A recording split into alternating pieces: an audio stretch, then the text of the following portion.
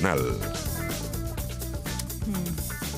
¿Cómo están ustedes? Muy buenos días, bienvenidos a Estado Nacional, este domingo 21 de enero, cuando son casi las 11 de la mañana. Estamos partiendo adelantados, antes de tiempo. Oye, y es nuestro último Estado Nacional de la temporada. Sí, nos vamos de vacaciones. Sí. Pero hay mucho tema que analizar, nadie está de vacaciones en estas materias.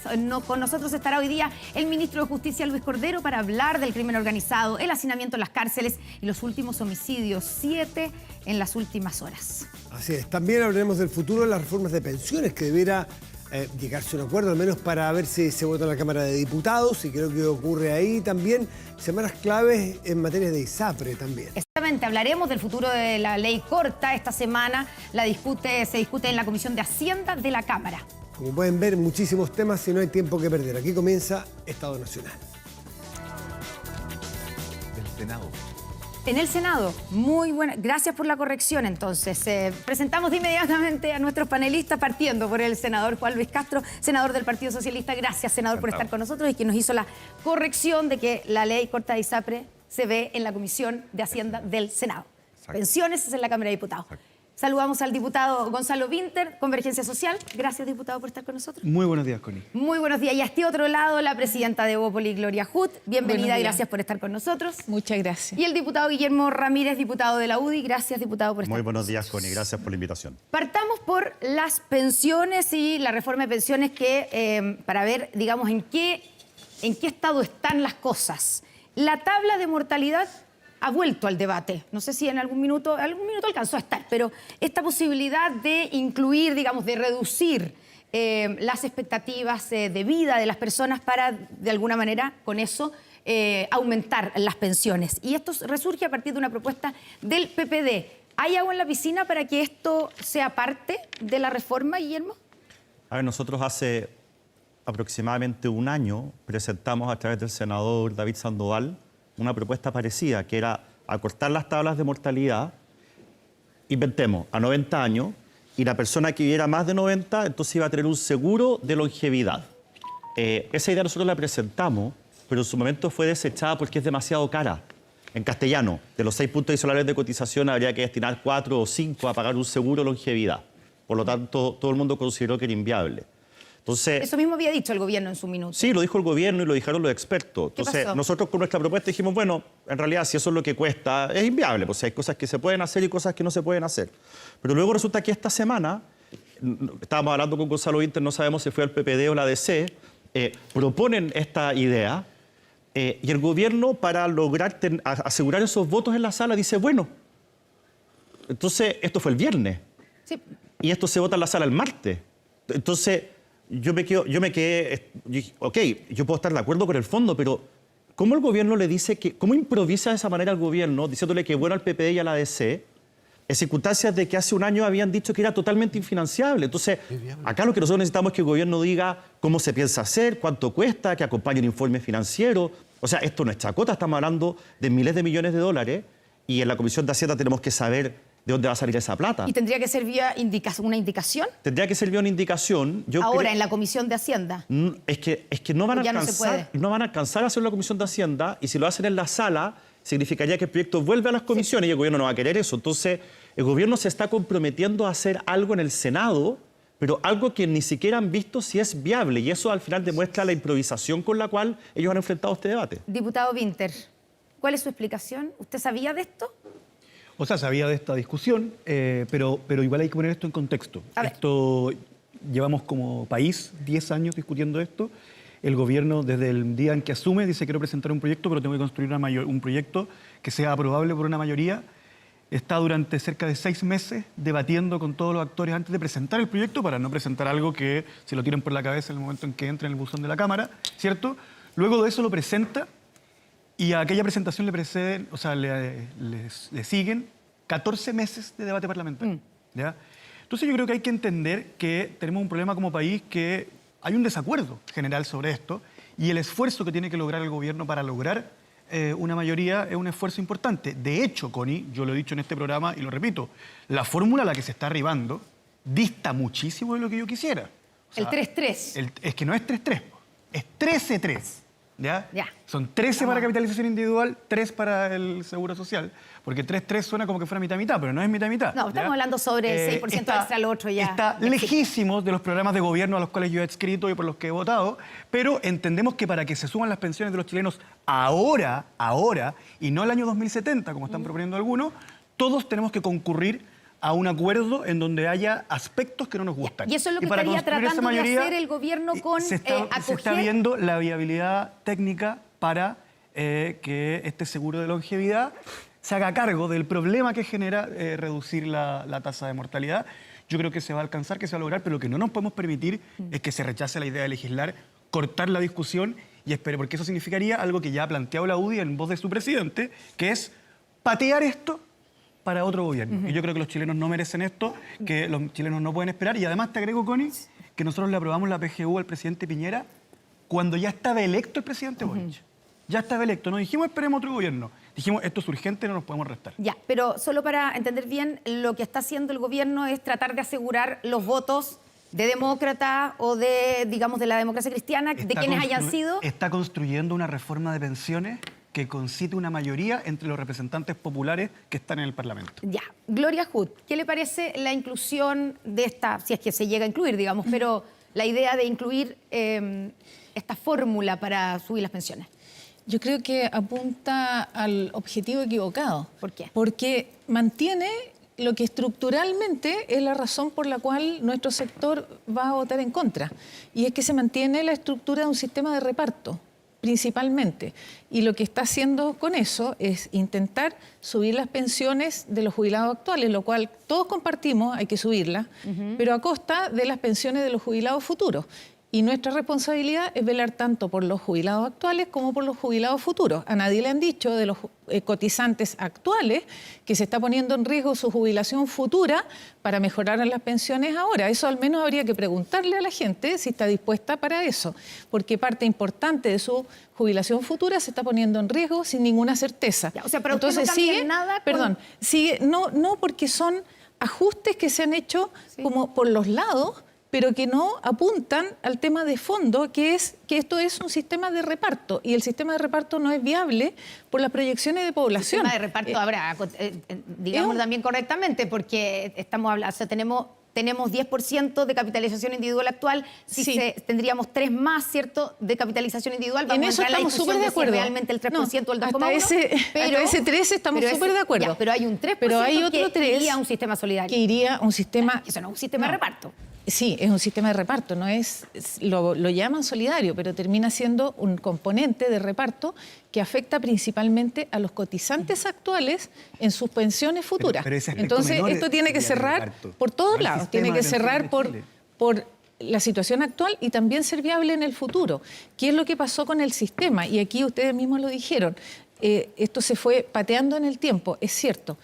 La población es una variable completamente predecible y uno puede anticipar cuál va a ser la situación de pensiones. Y eso pasó durante décadas y ningún gobierno le puso pero eso ya lo sabemos, la atención necesaria. Gloria, y ahora también sabemos cómo esto puede perjudicar a personas que ahora están cotizando, y nosotros hemos presentado propuestas, hemos presentado documentos técnicos.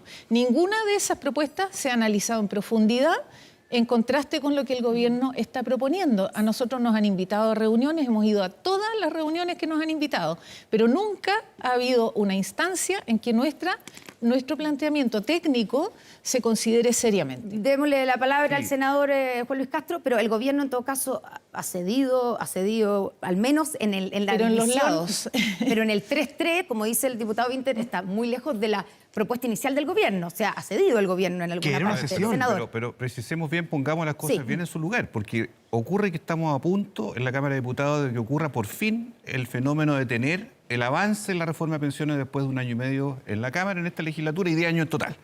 2, estamos llegando a un punto de 10 años de debate general por razones diversas, y estamos con una fórmula que no era ajena a la fórmula que en su momento tuvo hasta el propio presidente Piñera, de 3-3, que para nosotros no era lo ideal. Había pensión garantizada universal. Claro, pero tenía un equilibrio, tenía un grado de equilibrio. Puestas así las cosas, yo creo que lo primero es, ojalá que salga. Después ir al Senado, vendrán muchas cosas que se pueden arreglar. Segundo, este tema de la longevidad es un factor irritativo a la gente, porque todo el mundo sabe que en Chile nadie tiene esperanza de vida de 120 años. En Chile es 80, 82 años la expectativa de vida. Entonces, es una anomalía que claramente perjudica, da una sensación de castigo arbitrario. Si va a entrar ahora o va a entrar en el Senado después, habrá que verlo. Pero aquí seamos bien sinceros. El esfuerzo que está haciendo el gobierno es para reunir los votos. Votos en una Cámara que tiene muchos sectores, partidos, fórmulas, entonces no hay que asombrarse de buscar un equilibrio que tenga la mayoría y que le demos una buena noticia por fin a la gente la próxima semana, que entiendo yo que es el momento en que se votaría. Quiere la palabra, diputado Ramírez, pero le agrego una cosa. A lo que están las dos argumentaciones de ustedes. Ustedes siguen en la posición de que, así como está, incluso después de haber cedido el gobierno y estar en una fórmula 3-3, y tal vez incluir esto de digamos, las expectativas de vida, la tabla de mortalidad, ¿les parece que es mejor quedarse sin reforma de pensiones? Voy a contestar esa pregunta. Porque usted ha dicho que va a votar en contra de la idea de legislar. Vamos a votar en Eso contra. significa chutear, patear o posponer, como quiera ponerle, la reforma de pensiones hasta por lo menos un año más. A ver, mi colega aquí, el diputado Gonzalo Inter, decía que hemos llegado a este punto después de 14 meses de debate. Eso es falso. El gobierno se tomó casi un año en presentar las indicaciones que transformaron este proyecto en otro proyecto. Durante prácticamente todo el año en la Comisión de Trabajo se vieron otros proyectos porque el gobierno puso en tabla otros proyectos justamente porque decían, muchachos, estamos presentando indicaciones, no las tenemos listas, producto del debate. Por lo tanto, vamos a congelar esta discusión y luego la retomamos después de presentar las indicaciones. Entonces, no hemos discutido 14 meses, se ha discutido poco, la verdad, y sobre todo se ha discutido poco después de la presentación de las indicaciones que hacen un proyecto que es prácticamente nuevo. De hecho, los parlamentarios, el mismo día que conocieron las indicaciones, que eran como 200 páginas, fueron obligados a empezar a votarlas por paquete, lo cual me parece una responsabilidad gigante. No se tramita así una reforma a las pensiones, que es un tema tan sensible y tan importante para el país. Entonces, falso que llevamos 14 meses discutiendo. Después se dice, acá la derecha lo que quiere es votar en contra de la idea de legislar y cortar este debate por un año. Eso tampoco es cierto, también es falso, porque hay un proyecto de pensiones que allá fue acordado en la Cámara de Diputados, que está en el Senado. Si es que esto se llega a rechazar... Otro proyecto que podría recuperarse, o sea, si es que se rechazara esta de reforma. una perspectiva administrativa, a mí me cargan los temas administrativos, pero de una perspectiva administrativa, si se rechaza la idea de legislar de este proyecto, al día siguiente el gobierno puede retomar el debate en el Senado, puede presentar incluso una indicación sustitutiva cambiando completamente el proyecto que está en el Senado. Entonces, no es que se va a dejar de discutir en un año, eso es falso porque hay un proyecto que está en el Senado. ¿Y eso es lo que están buscando ustedes? Nosotros lo que estamos tratando de hacer es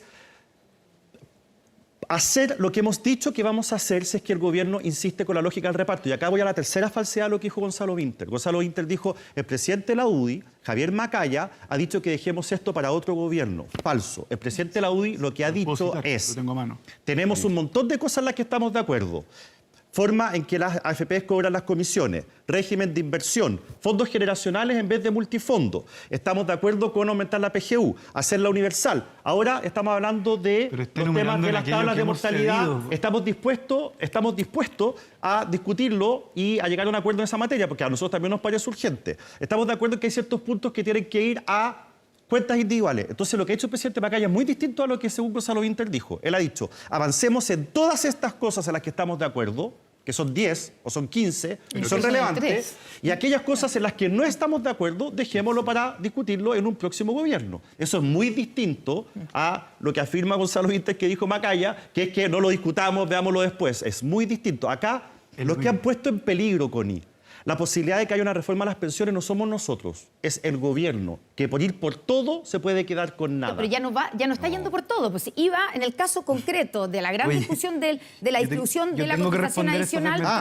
Tengo que responder eso que me hayas preguntado. Sí. Efectivamente, cuando nosotros llegamos en la Cámara de Diputados hace 3 años a un acuerdo que es un 3-3, uno entiende que ahí parte la discusión. No es serio y nunca asumimos como una oferta seria cuando el gobierno presentó un proyecto de reforma a las pensiones diciendo 6-0.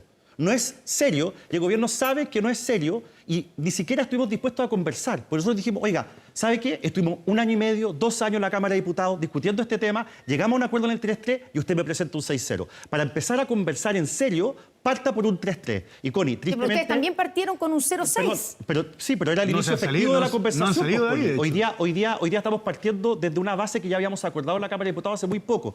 Y perdona, todavía no hemos llegado al 3-3. Estamos en 4-2 todavía. Entonces, cuando el gobierno llegue al 3-3, yo creo que vamos a tener una posibilidad de empezar a conversar. Diputado Winter, quería responderle. Sí, y también después... Ya, y quiero ponerle agregarle lo que acaba de sugerir. No, es que lo mío es cortito porque son precisiones sobre la retórica de Guillermo Ramírez. Primero, cuando él dice, no hay por qué terminar de discutir por el hecho de que se rechace el proyecto, porque hay otro.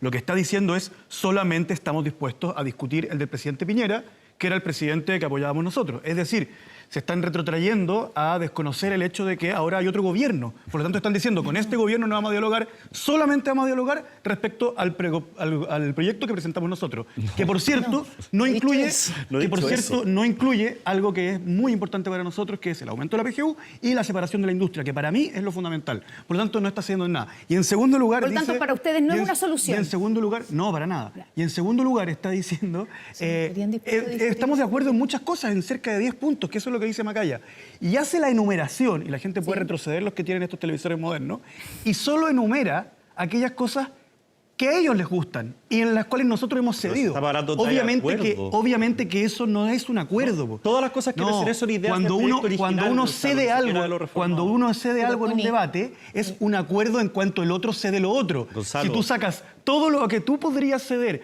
para aceptar solo aquello en lo que yo he cedido, eso no es lo que el diccionario, no es lo que la Real Academia del Español llama acuerdo. Pero enfrentemos a los hechos. ¿Te atreves? Lo que está diciendo... Gonzalo, ¿te atreves? Pero déjame terminar. Ya, dale. Lo Y que ha después te dicho las enumero, Macaya tú me es dices. que el punto del Fondo Solidario, que es el que nos interesa a nosotros, no se habla en este gobierno. Lo que dijo alguna vez Guillermo Ramírez fue, mientras esté el ministro Jackson, no se habla de pensiones. La pregunta es si ellos están dispuestos. Mientras no reconozcan que la idea del seguro de longevidad fue de nosotros, no vamos a avanzar. Ya. Gonzalo, pero podemos participar todos. Vamos a incluir a todos. Sí, Un sí. segundo, diputado. Diputado, vamos con ¿Puedo hacer la enumeración? Sí, muy por cortita? supuesto. Gonzalo, es que tú dices, las cosas en las que usted está de acuerdo son en las que nosotros hemos cedido ya. A ver, Gonzalo, forma en que las AFPs cobran comisión.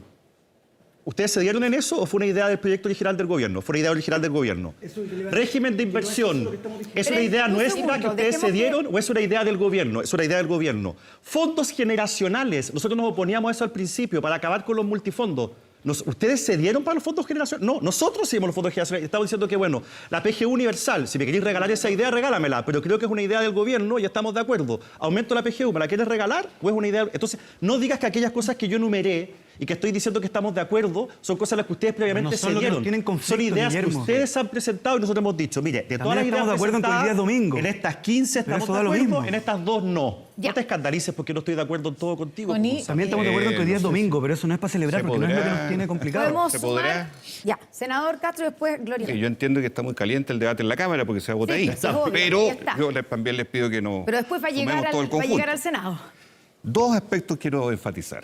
Primero, que hoy día en Chile la mayor urgencia que tenemos socialmente hablando es que los actuales jubilados tengan mejoras. Es cierto, también los futuros jubilados, pero los actuales jubilados compartiremos todos que están en una situación dramática. Para eso va un componente solidario, que si no estuviera, que si solo fuera la cuenta individual, es imposible, a no ser que alguien tenga otra fórmula, para decir aquí le damos dignidad a los jubilados de hoy, que se van a morir porque ya tienen su...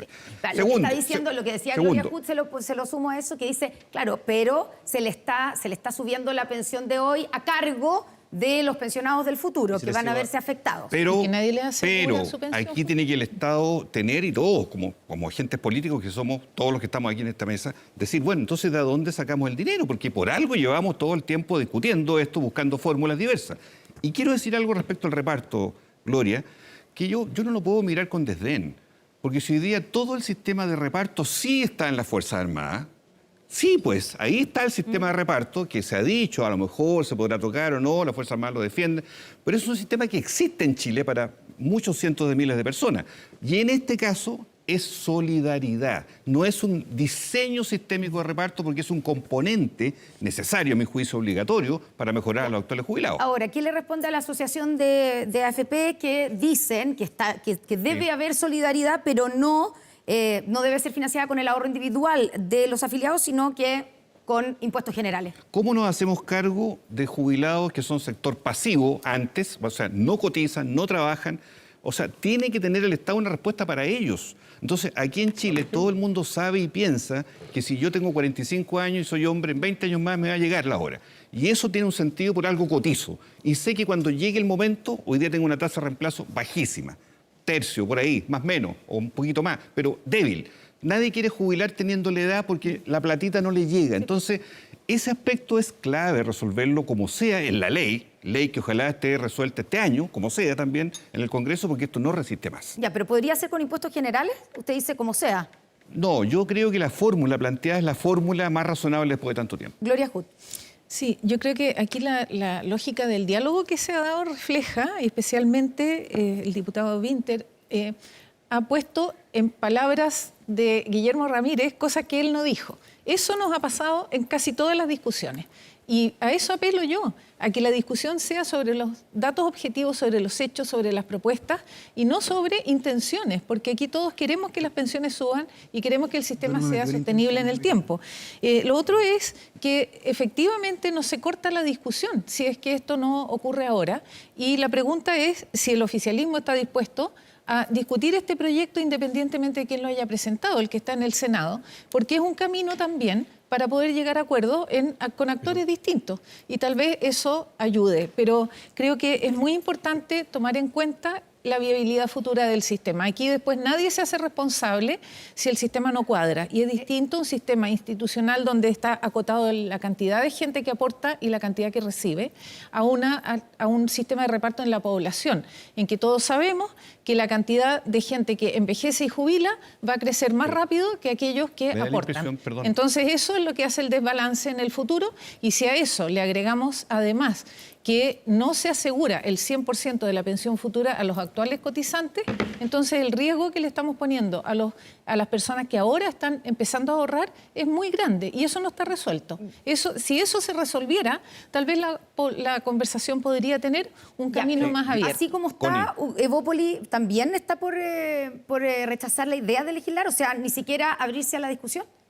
Es que en las condiciones actuales en que nuestras cifras y proyecciones nos anticipan que el sistema no es sostenible en el tiempo y que el costo que están pagando y el riesgo que se le está poniendo a los actuales cotizantes es muy alto, nosotros no podemos respaldar eso. Nosotros tenemos el deber de resguardar tanto el interés de los jubilados actuales, que tengan mejores pensiones, sin duda, y eso tendremos que ver con fondos generales, cómo llegamos a un acuerdo para que haya más recursos. No respalda la reforma, tanto como los futuros. Así como está, van a rechazar van a votar en contra, sí. Así como está ahora, al día de hoy. Ya. Si de aquí a la votación por supuesto, aparece alguna cosa distinta, podría cambiar. Por las mismas pero lo que ha aparecido ahora, hasta ahora, lo que ha aparecido hasta ahora es un sistema que arriesga su viabilidad futura. Y eso sería irresponsable de parte nuestra respaldar. Para que la gente lo entienda bien, la idea de legislar, que es la primera votación en toda norma, es la idea de conversar, es la idea gruesa de avanzar por un camino. Si rechaza la oposición la idea de legislar, triunfe o no triunfe, con votos o no, pero que anuncie esto, a mí me parece una falta de respeto a la ciudadanía. Después de tantos años que estamos en esto y que diga, ¿sabe que no quiero conversar de esto? Otra cosa es el artículo tanto, el detalle que no me gustó, pero decir no quiero hablar de esto, pero no es que ¿de qué queremos hablar? ¿Cuál es la respuesta que le vamos a dar a la gente cuando esto es una verdadera provocación, anunciar el rechazo solo de la idea de legislar, que es la primera fase de cualquier ley? Sí, nosotros hemos hecho propuestas técnicas sustentadas, pero la idea de legislar las hemos llevado y no nos han querido escuchar. Entonces no nos digan a nosotros que no queremos escuchar. Nosotros hemos llevado equipos técnicos a trabajar con el equipo del Ministerio del Trabajo. Y hemos presentado documentos formalmente negarse a dialogar sustentados y no ha habido ni una sola sesión en que esas propuestas se hayan analizado seriamente. Connie, ¿sabes qué? Uno no puede en un espacio de 5 minutos decir primero, llevamos conversando 14 meses, esto no es improvisado, y 5 minutos después decir, no quieren conversar. Bueno, llevamos 14 meses conversando. Porque están anunciando... No, pero es que pónganse de acuerdo, porque, ¿sabes qué? Uno no puede torcer los argumentos para defender lo que uno quiere. Ya, pero o sea, acá uno tiene que tener objetivamente, consistencia en el argumento. diputado, pero La idea de objetivamente... legislar no existe. Alguna vez alguien, muy hábilmente, probablemente una entrevista, dijo, mire, para explicarle a la gente, votar en general es como votar la idea de legislar. Tú muy bien sabes que idea de legislar no aparece en la Constitución, no aparece en la ley orgánica, no aparece en el reglamento, es votación general. Ya. Y luego viene la votación particular cuando alguien quiere discutir una cosa pero en lo que particular. pero es lo que permite entrar en la discusión. La expresión idea de legislar permite explicar qué significa una votación general. Pero, perdóname, yo por lo menos en el Senado llevo semanas legislando sobre el tema de las pensiones, votando indicaciones, presentando propuestas, negándome unas cosas, aprobando otras. O sea, ¿qué he hecho yo toda esta semana en la Comisión de Hacienda para que tú ahora vengas y digas, el martes se van a negar siquiera a conversar? Tratemos de ser un poquito más honestos sobre cómo funciona nuestro sistema. Perdona, no es un problema de mayor o menor honestidad. Es como exactamente una ley se despacha primero votando la idea. No digas que nos negamos a conversar, que llevamos en esos meses. Ustedes han conversado, pero yo voy al impacto final. ¿Cuándo se resuelven las cosas? Cuando se votan. Bueno, cuando se vota, si la propuesta es mala, se vota en contra, aunque no te guste, pero Juan Luis. ustedes están muy interesados en el plan B. A usted le interesa más ese proyecto de Piñera no, que si no está nos en el interesa Senado y ya dan por desechado el proyecto. Nos interesa defender al 80% de los chilenos, según una encuesta de esta semana, que no quieren que se roben sus cotizaciones. ¿Cómo le reajustas? Retiro la palabra robar. ¿Cómo le mejora la jubilación a los pensionados? Individuales. Yo no he escuchado nada de cómo ustedes van a mejorar la jubilación a los actuales pensionados. Pero sí hemos presentado 7 propuestas, Juan Luis. Sí. Hemos presentado.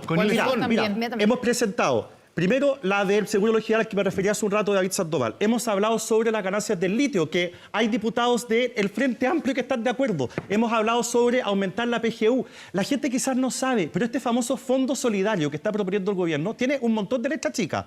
Es solo para los que han cotizado, es decir, las personas que hoy día jubiladas tienen pensiones más bajas porque nunca cotizaron, no ven un peso de ese fondo solidario. Segundo, si lo aprobamos de aquí al 2029...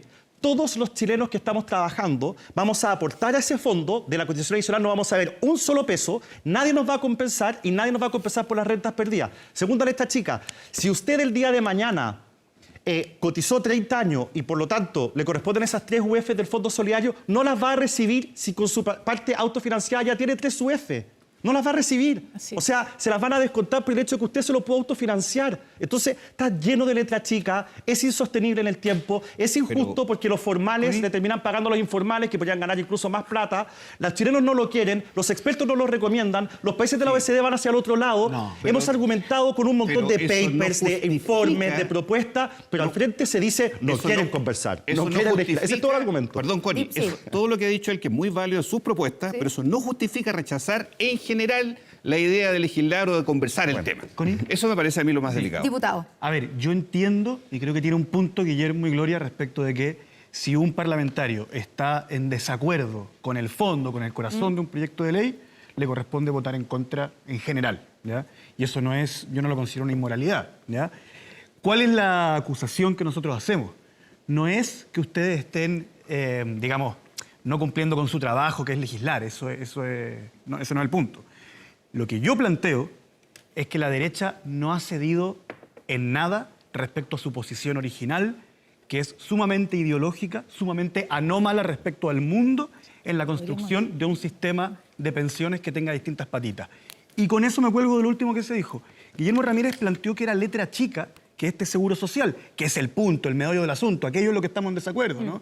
Porque también podemos decir que estamos de acuerdo, no sé, en que el sistema de pensiones se llame sistema de pensiones, pero ese no es el asunto.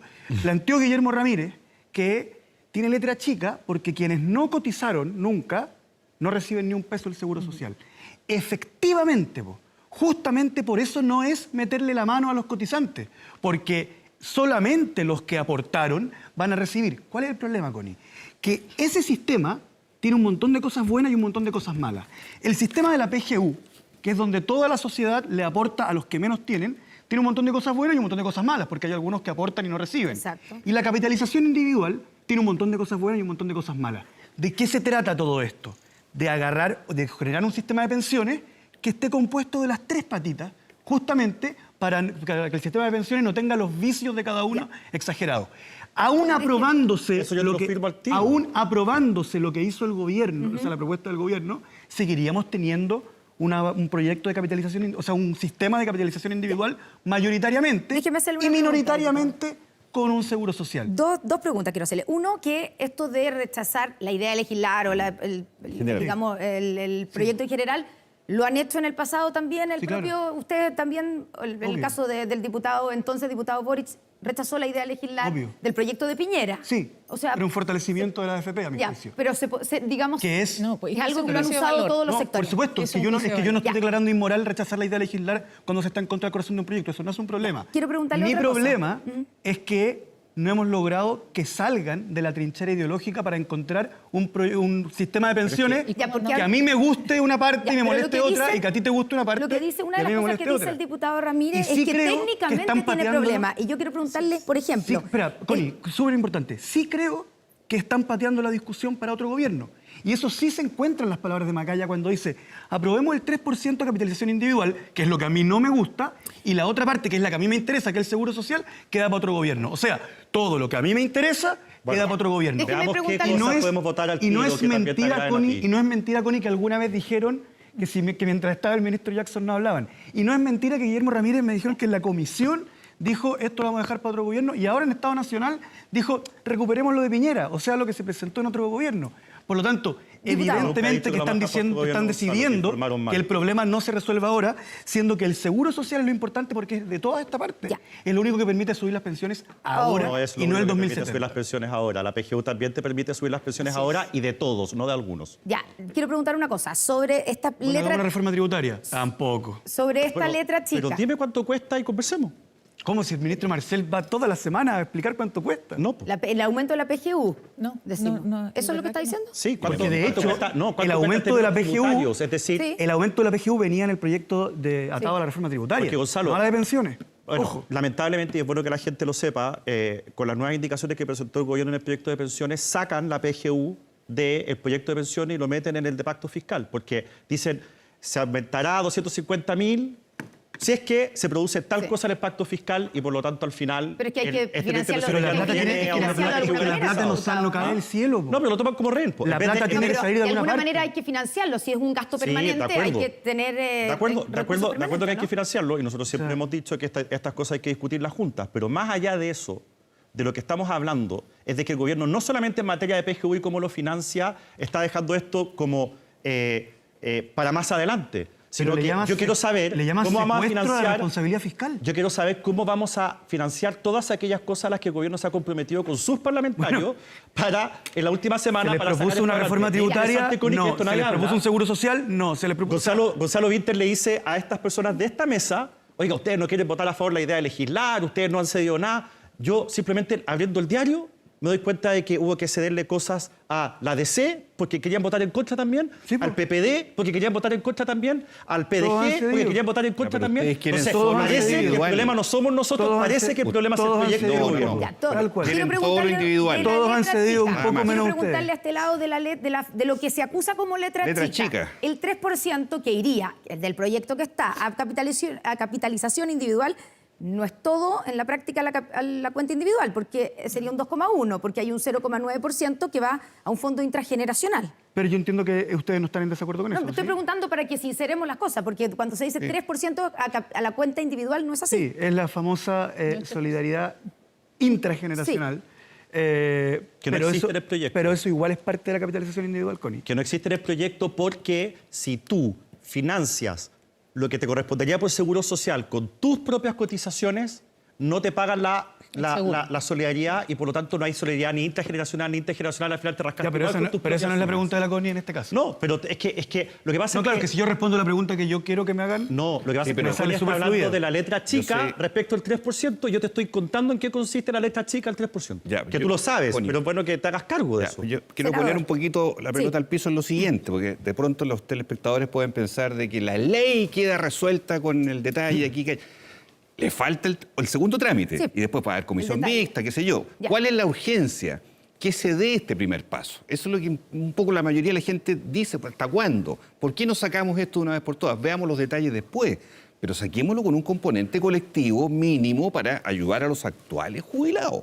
Esa es la gran distancia que hay con la propuesta de Chile Vamos de votar en contra de la idea de legislar o no tener componente colectivo. Gloria, creo yo que ahí hay un debate. claro, y puesto así como lo dice el senador Castro, La responsabilidad nuestra es que la consecuencia futura también. Uno no puede pensar en resolver el problema ahora, que es urgente y hay que resolverlo, pero a lo mejor no es el mecanismo que se está proponiendo. ¿cómo se resuelve? Nosotros hemos hecho propuestas y no han sido consideradas.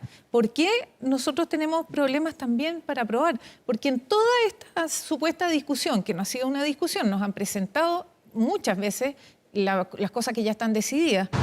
No ha habido cambios en lo estructural, que es lo que nosotros estamos planteando.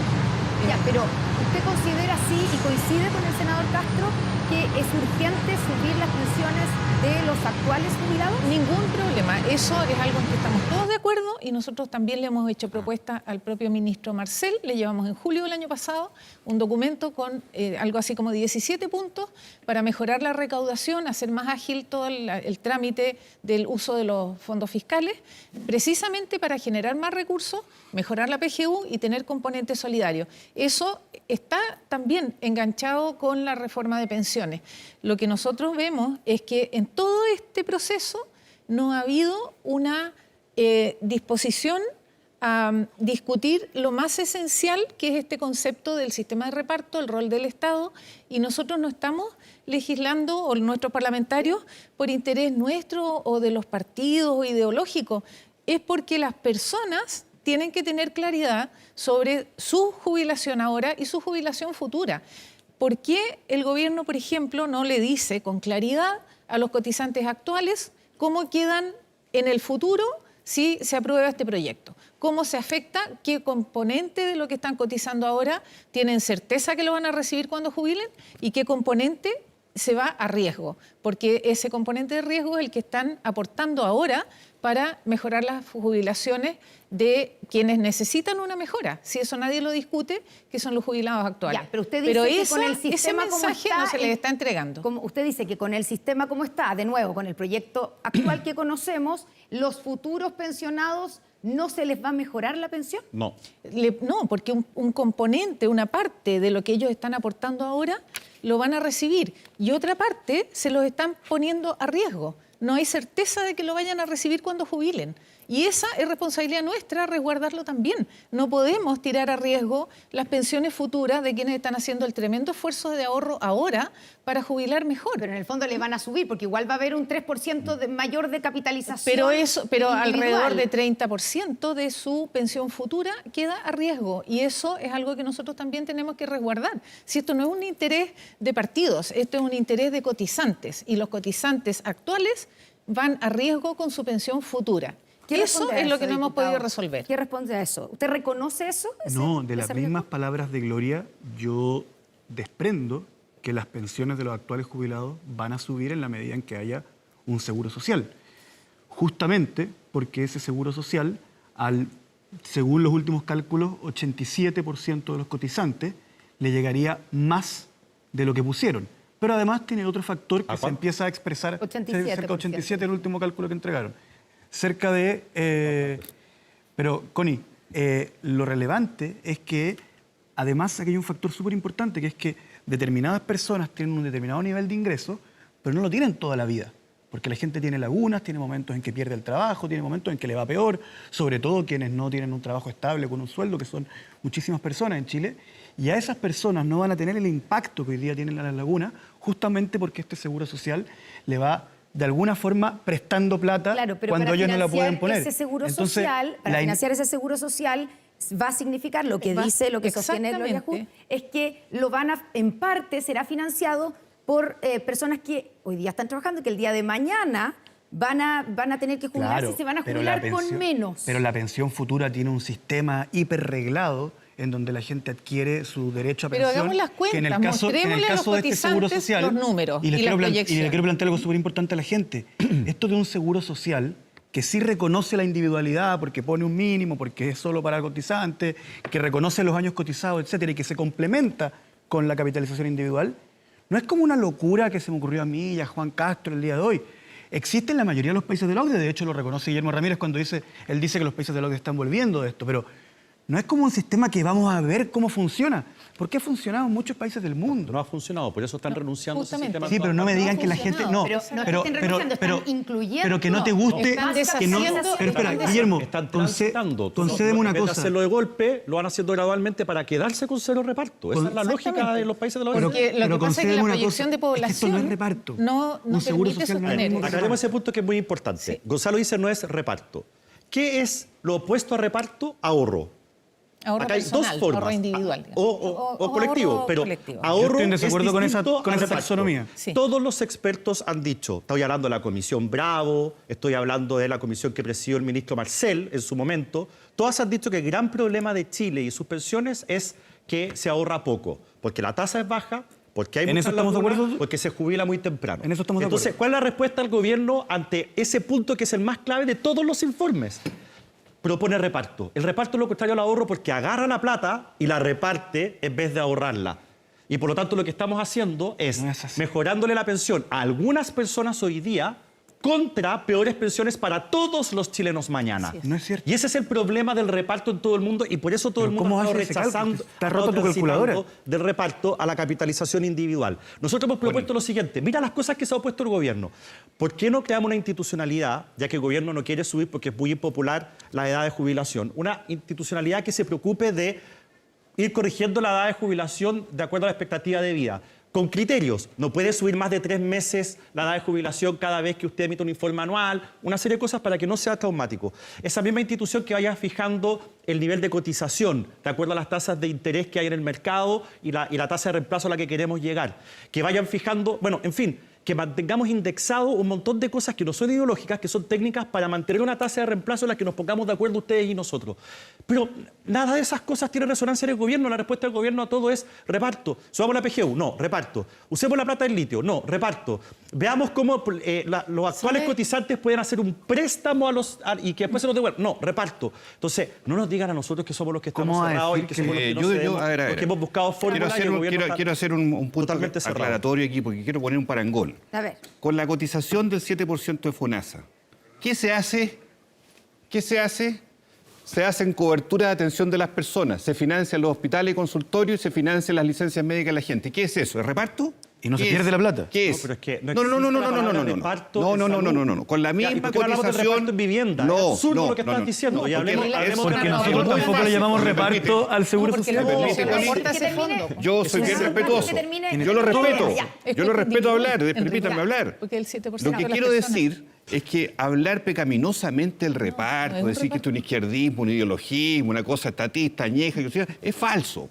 Porque hoy día, hasta en las ISAPRES, queridos amigos, después hablaremos de eso, cuando se habla del seguro catastrófico, cuando se habla hasta de la mutualización, de los deducibles, todo esto tiene distintos fines dentro de lo que es el propósito general. En este caso, el propósito general, claro, es dar previsiones, dar una jubilación digna, pero criticar menospreciadamente el seguro colectivo, el seguro social, a mí me parece llevarlo a estos extremos, cuando en todo el Estado esto funciona beneficiosamente para la gente, como en materia de salud, sería un despropósito. Y en toda Europa. Bueno, Exacto. No es Gloria, comparable porque cada aporte que uno hace sigue siendo su aporte y sigue siendo su derecho a tener, por ejemplo, beneficios de salud. En este caso, estaría aportando para otros.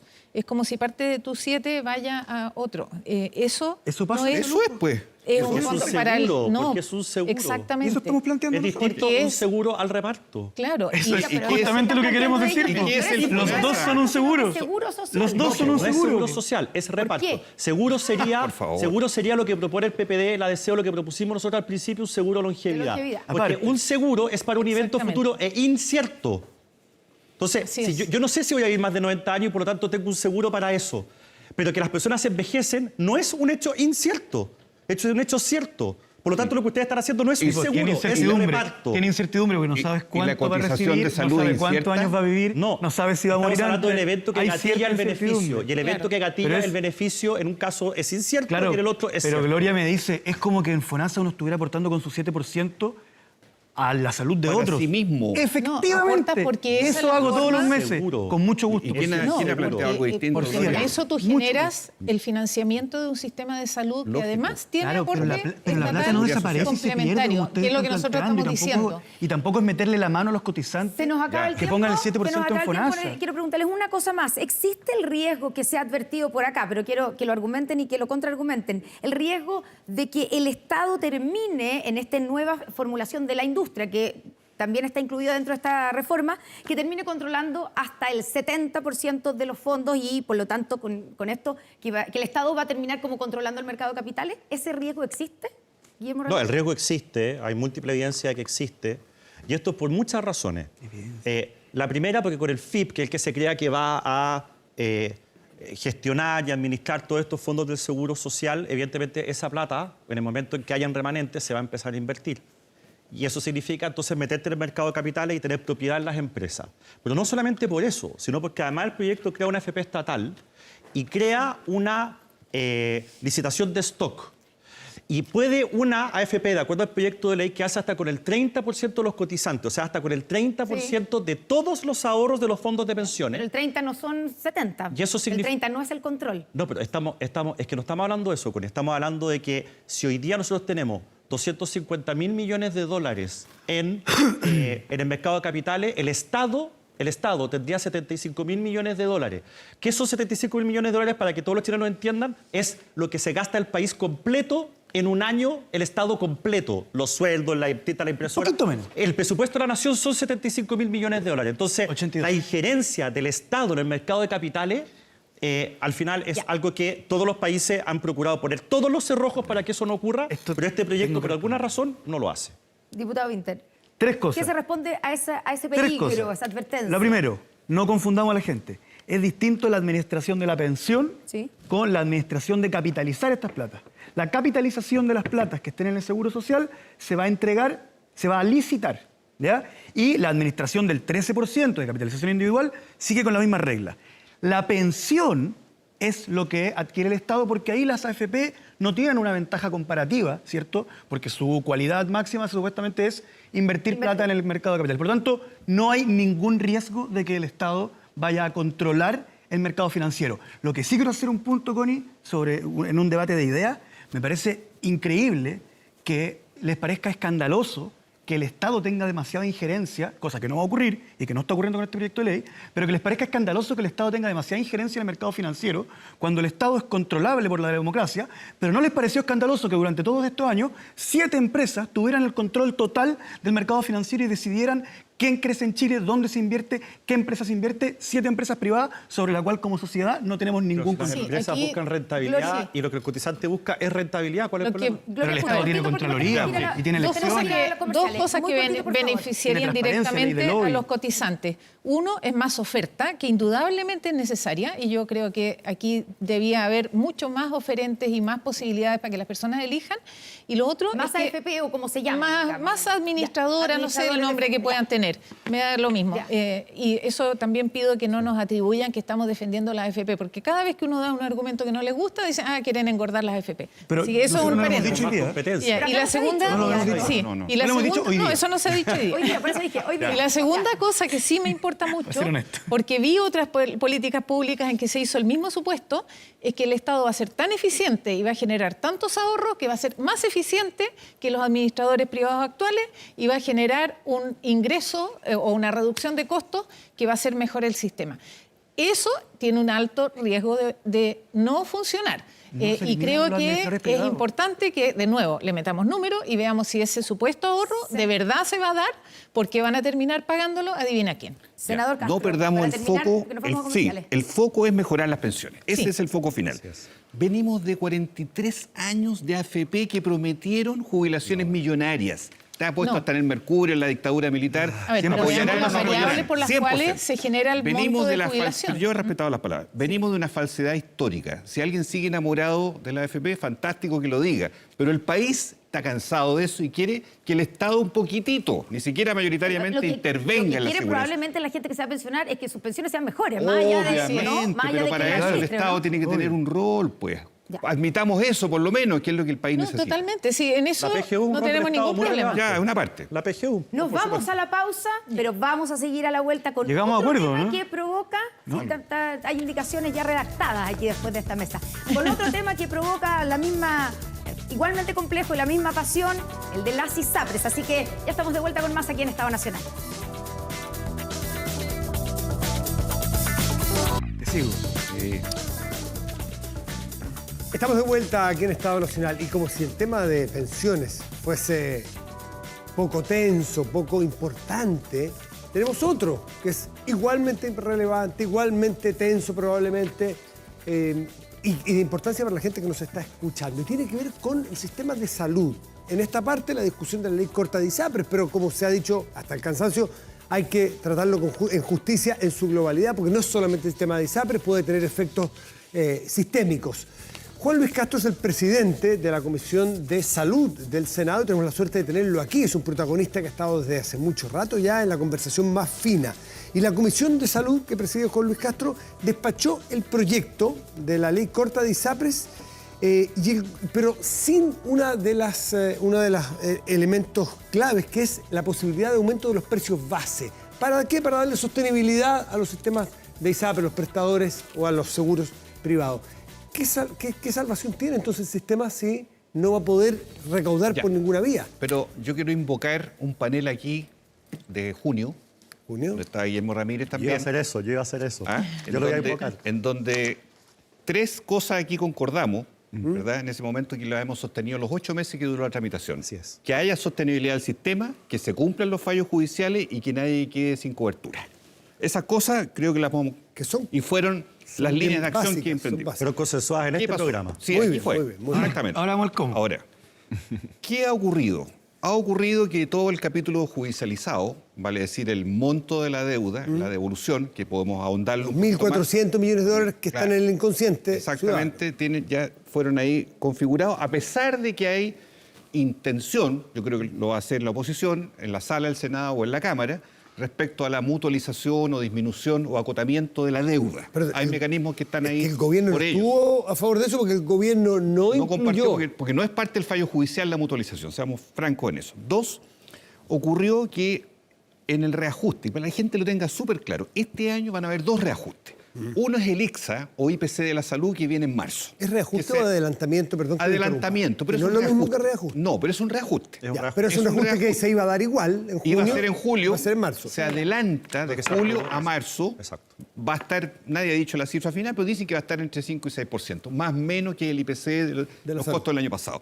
Pero viene un reajuste extraordinario en esta ley corta, que lo discutimos semanas, diría yo, con el Ejecutivo, y donde no pudimos encontrar un punto de acuerdo porque no tiene el límite superior. Entonces, la propia superintendencia fijó las deudas que debieran equilibrarse de cada una de las ISAPRES. Hay 6 ISAPRES hoy día en el mercado. 3 tienen costos que tienen que equilibrar, que son entre el 30 al 41%, que son Cruz Blanca, Aumento de costo. aumento de costo, con salud y Nueva Más Vida, para que hablemos con pera y manzana. Esas ISAPRES tendrían que tener un reajuste extraordinario cercano a 30 a 41% por sobre el ICSA en agosto. Que es el promedio de la industria. Entonces, como no tuvimos nunca una señal, yo creo que el gobierno tendrá que hacerlo en cualquier momento, después, más adelante, un borde que nos permita decirle a la gente, mire, no puede ser que usted ganó en la justicia, le fue bien, le van a devolver dinero, qué sé yo, todo lo demás. Resulta que ahora usted va a tener que sacar un billetón para poder tener el mismo plan y además que le devuelvan de la sentencia judicial para equilibrar el sistema. O sea, no es aceptable a nuestro Saca juicio de un bolsillo y pasarlo al otro, pasarlo al otro. ni menos volver a repetir el ciclo de la judicialización, porque mucha gente, ¿qué va a pasar? Gente joven, gente con menos carga de enfermedad, se va a ir y se va a ir gritando, va a ir a la justicia. De nuevo, vamos a repetir un ciclo judicial por abuso en el precio, cosa que ya sucedió. Entonces, no nos parecía que esa fórmula fuera la correcta. Que vaya a haber aumento de precios, tiene que haber. Algún grado de reajuste tiene que haber. Si nadie está negado a eso. Pero tiene que tener una cláusula de protección. ¿Sabes por qué además? Porque ya se están formando, mira lo curioso de esto, nuevas ISAPRES. Ahí ya están anunciadas nuevas ISAPRES. Un mercado que iba a morir, un mercado que anunció el apocalipsis, nos estamos cayendo, está todo mal. Y resulta que aparecen nuevas ISAPRES. ¿Y por qué aparecen? Porque en las fórmulas de mercado van a venir ISAPRES que van a tomar parte de las carteras de aquellos que se vayan, si se aplica un alto reajuste, van a migrar, como ya pasó en FONASA, a 500.000, gente joven, gente sana, y por lo tanto reproducimos una desigualdad. A otros precios, ya no entran el precio antiguo, entran probablemente con las alzas ya incorporadas. Sí, pero las nuevas, que vienen vírgenes, ojo, porque no tienen fallos judiciales de atrás, no tienen nada que pagar, van a poder ofrecer el mismo plan, un precio más barato para la misma cartera de gente que le reajustaron en la antigua. O sea, una desigualdad que puede ser muy compleja. Todo eso es lo que hay que revisar. ¿Por dónde puede venir un reajuste extra para la sustentabilidad del sistema, Juan Luis? No, tiene que venir de contención de costos más explícita. Hoy día, ustedes saben, las ISAPRES tienen altísimos gastos de administración y venta. Tiene que venir de un proyecto que hemos insistido mucho, que es el alto costo de licencias médicas en Chile. Hoy día, de los 7 puntos de licencia médica, 6 en Chile, un escándalo, se van en pagar licencias médicas, un sistema que nunca se ha tocado en casi 32, ese caso es increíble. ¿Puede repetir? De los 7 puntos de cotización de las personas al sistema de salud, 6. Y eso es público y privado, todo el ¿no? mundo, público y privado. Pero todo el mundo sabe que es un escándalo, Matías, porque aquí cualquiera se consigue la licencia, la usa para allá, para acá, hay médicos presos, hay un escándalo nacional que tiene que abordarse una vez por todas. Eso podría dar vuelta al sistema, en forma de hacerlo más... Porque está basado en la sospecha, se sospecha del médico, del falso paciente, se sospecha del empleador. O sea, tenemos una situación hoy día extremadamente... Don Guillermo, hablando de sospechas, yo sospecho, puede que no esté en lo correcto, tú eres doctor y tú sabes mejor que yo esto, que cuando uno ve los rankings internacionales que Chile es el país con más problemas mentales en el mundo, quizás no sea tan cierto. Quizás es porque esa es la vía para otorgar licencias falsas. O sea, además nos genera un problema de diagnóstico de cuáles son los verdaderos problemas del país, no solamente un problema económico, un problema sanitario. En fin, pero quiero agarrarme de lo último que decía Juan Luis Castro respecto a que están apareciendo nuevas AFP. Nosotros en el programa... ISAPRE. Nosotros en el último programa en junio, o sea, el último que estuve con Juan Luis, nos pusimos de acuerdo en estos 3 principios. Claro, uno puede después tener diferencias en cómo se ejecuta esto, y las tenemos, de hecho, pero teniendo en vista cuáles son los principios que uno tiene que intentar mantener, todo se resuelve un poquito más fácil. Y yo en ese programa dije algo que no me pescaron, que era lo que va a pasar acá si es que no actuamos rápido, es que van a aparecer nuevas ISAPRES que se van a llevar con precios más altos a las personas sanas, la gente que es aversa al riesgo, que no sabe si su ISAPRE va a quebrar o no y que tener seguro de salud, se va a ir para allá, y entonces vamos a terminar. Si la intención de algunas personas era hacer quebrar el sistema de ISAPRES, lo único que van a conseguir es que quiebren esas ISAPRES, pero van a haber unas nuevas con costos más altos para los sanos, y los que tienen enfermedades crónicas se van a quedar cuello, no van a tener cobertura. ¿Hay gente con intención de hacer quebrar las ISAPRES como finalidad de toda esta discusión? Yo creo que sí, pero más allá de eso, lo que yo quiero decir es que si hay gente de izquierda que quiere saltarse la discusión democrática y por la vía de los hechos hacer quebrar las ISAPRES, le quiero decir a esa gente de izquierda que lo único que van a conseguir es que sigan habiendo ISAPRES, pero ahora ISAPRES sanas, porque no tienen ningún tipo de fallo judicial en su contrato. Entonces, lo que van a conseguir es que la deuda no se pague, que los enfermos crónicos no tengan cobertura y que los chilenos que están en ISAPRES paguen un poco más. Ese es todo lo que van a conseguir si es que tratan de hacer quebrar el sistema por la vía de los hechos. Entonces, es totalmente irracional, no tiene ninguna lógica. Esto hay que arreglarlo por una ley que sea una ley corta, pero que, como ha dicho el senador Castro, en eso sí estamos de acuerdo, que no sea tan corta. O sea, que al final busque una solución más. ¿El diputado Winter representa en esta mesa algunos de esos grupos que...? No sé, pero en su sector yo creo que hay gente que ve en esto la oportunidad de que quiebren las ISAPRES. No lo van a decir en voz alta,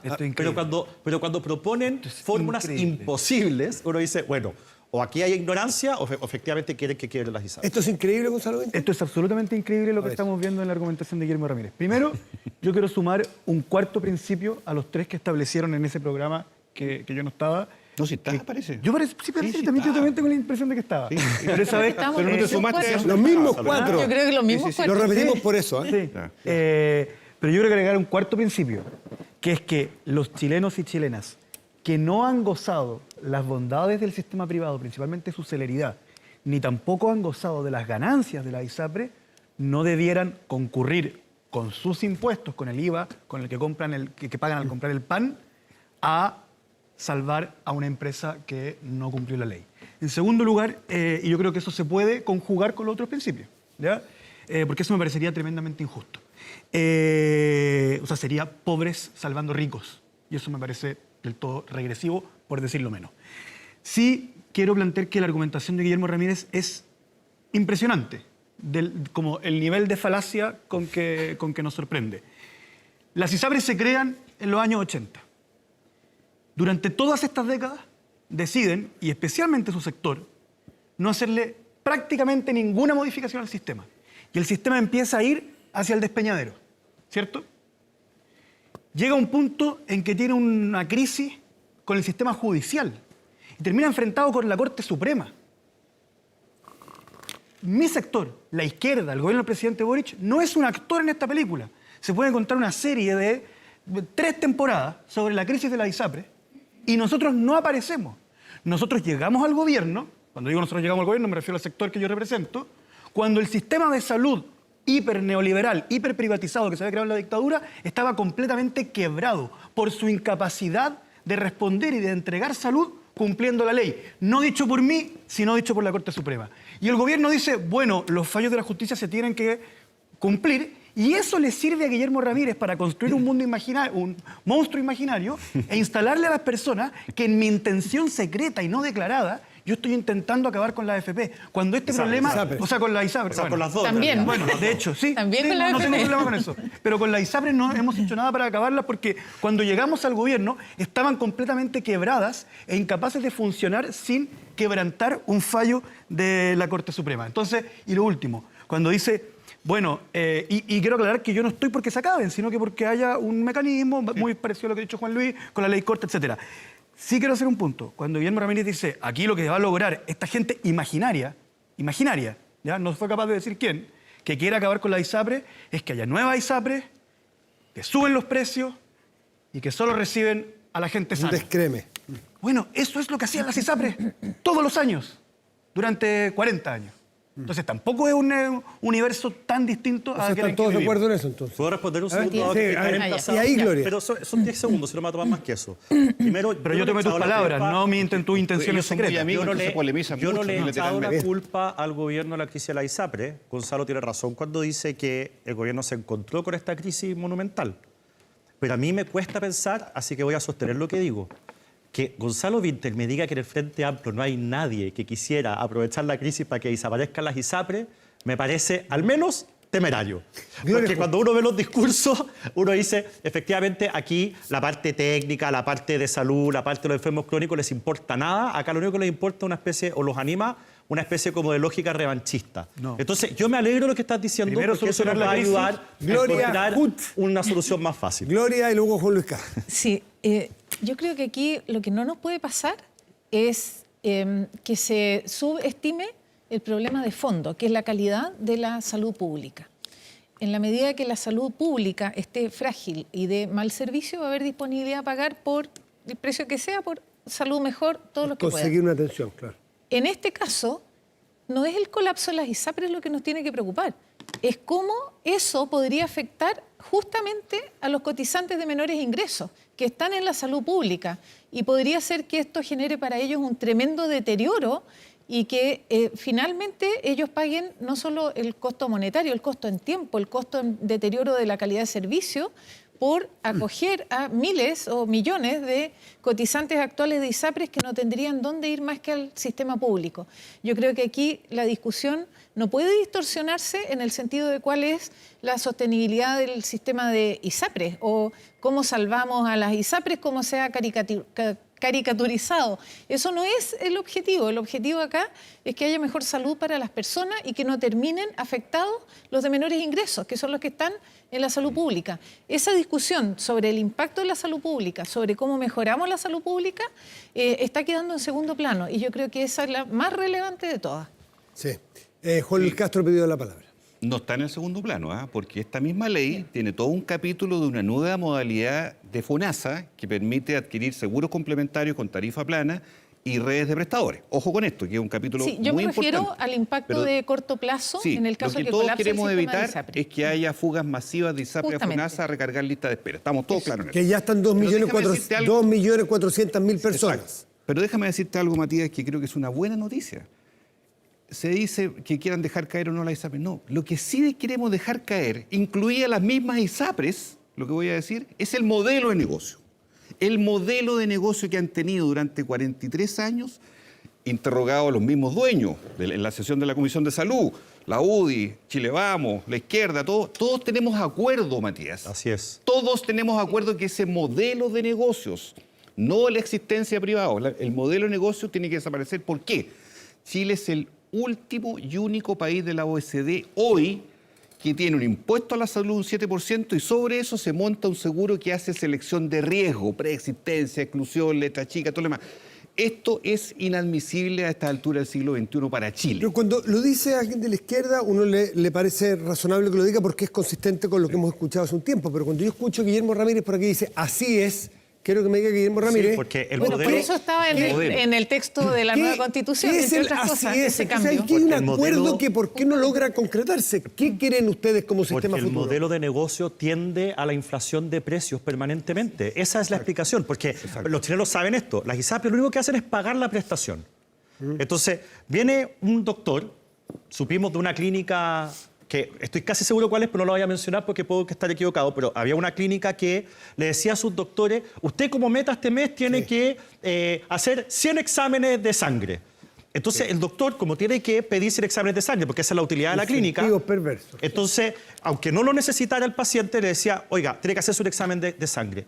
Entonces, la clínica tiene el incentivo de pedir más cosas, subir precios, y luego el paciente, si tiene una ISAPRE, dice, a mí no me importa. Le da lo mismo. Si lo paga la ISAPRE. Entonces, al final, por un lado, tenemos una clínica que tiene todo el incentivo para aumentar la cantidad de exámenes innecesarios, los costos y qué sé yo, y tenemos a un paciente que Indiferente. le da lo mismo porque la ISAPRE le va a pagar. Entonces, la ISAPRE, que lo único que hace es pagar, nada más, tiene costos cada vez más altos y eso finalmente Ya, pero produce una Y crisis eso redunda en que que, puede terminar que la gente tiene que pagar más esta Hay que inflación de hacer- precios. Bueno, perdone, exactamente. hay que hacer una reforma bien. Mire, Mira, ando con mi recetario, ando con mi recetario, pero quiero decir, a propósito de Nos esto, van a pedir un examen de que el sangre. gran inductor de la demanda es el lápiz asociado a este recetario y así multipliquémoslos por casi 50.000 médicos en Chile, porque efectivamente, con el mayor cariño y respeto, se induce la demanda por la vía de la prescripción a veces abultada.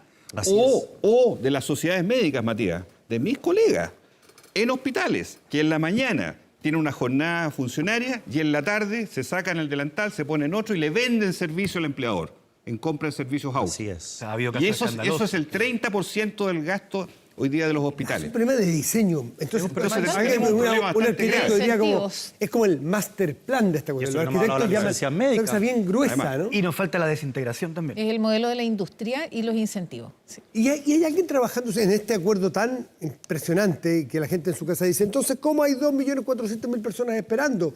¿O cómo hay 44.000 personas que murieron esperando una atención médica? Y hay acuerdo.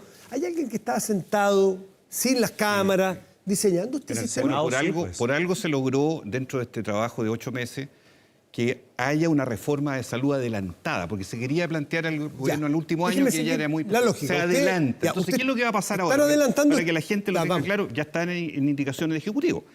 De aquí a septiembre tiene que ingresar el fin de las exclusiones, preexistencias, carencias y declaración de salud. Está comprometido por el gobierno, el proyecto de ley entra... ¿Y está comprometido por la oposición? Todos. ¿Ya? Fue aprobado por Chile, por todos los sectores en el Senado, en la Comisión de Salud. Ya. 2, la reforma se empieza a trabajar ahora y incluye licencia médica, incluye contención de costo de la ISAPRE, listas de espera, que hoy día es un drama, porque Sí, claramente es un hay drama, ineficiencia, un en drama. parte falta recursos, en parte problemas de gestión, graves problemas de gestión, porque hoy día te voy a dar un solo Ese es- dato. sí. Un solo dato. Hoy día un pabellón quirúrgico en Chile, hay 500 pabellones, 550 pabellones Después del en Chile, almuerzo, públicos. apagados. Operan 3 enfermos al día y están abiertos 8 horas para 3 enfermos. ¿Qué pasa? O sea, es un drama. Eso es un estudio, inaceptable. es un estudio de la ¿Me Comisión de explico? Productividad. Exactamente. Un estudio Entonces, oficial. Tenemos hoy día ineficiencias dramáticas. O que un doctor, Sotero del Río, meta al familiar de un funcionario. Sí. Popón para adentro. Contraloría- Ojo, porque hay irregularidad, yo no digo que sea el sistema así, pero hay casos que tienen que ser muy bien Juan Luis, fiscalizados para que no haya ¿y problemas. eso qué se va a significar para la gente en su casa con su 7%? En ese sistema que están ideando, que están adelantando, que están todos de acuerdo. ¿El 7% de cada persona va a ir a un fondo común para pagar un primer piso? Lo lógico es que haya un 7% que transforme al FONASA en un seguro público. Hoy día FONASA tiene el 85% de la población, tiene 16 millones de personas. O sea, la gente, uno puede decir muchas cosas, la gente está ahí mayoritariamente. ¿Que tiene que mejorar el servicio? Mucho. Pero también es cierto que no puede irse gran parte de la plata a pagar licencia médica. Porque Ya. hoy día, desgraciadamente, entre financiar CEFAM, financiar hospitales, Vamos a suponer cobertura, que eso se tiene arregla. que haber una redefinición. Yo creo, A ver. lo veremos en su momento, yo creo que todo el mundo relacionado a costo de subsidio de incapacidad laboral hay que separarlo de la cotización. Hay que buscar una forma más independiente Para de regular desincentivar. el subsidio, Ya. porque si no el subsidio, como pasa hoy, se come todas las Pero coberturas. está planteado, insisto, en que el 7% de la cotización va a ir a un fondo común y después va a haber seguros de segundo piso. Bueno, el programa de gobierno originalmente plantea eso. Ahora, si se llega a eso o no, en qué tiempo, en qué velocidad, tener un fondo universal de salud, que no es estatismo, provisión única. No, provisión siempre va a ser mixta. Ojo con Ya. eso. Siempre va a haber libertad para que personas, hoy día el 12% está en ISAPRE, pero a lo mejor mañana va a ser 10, 7, van a tener la libertad las personas, pero el seguro público no podemos debilitarlo. El FONASA, que atiende a la mayoría, tiene que tener una captación del 7% para las coberturas y para financiar el sistema. Y no Está para ahí la pagar clave. licencias médicas. Exacto. Gloria Hood. Sí, dos cosas. Uno, ya hablamos de las proyecciones de población y este tema solo puede ir empeorando porque la población va a envejecer y cuando uno envejece se enferma más y va a tener mucho más demanda el sistema.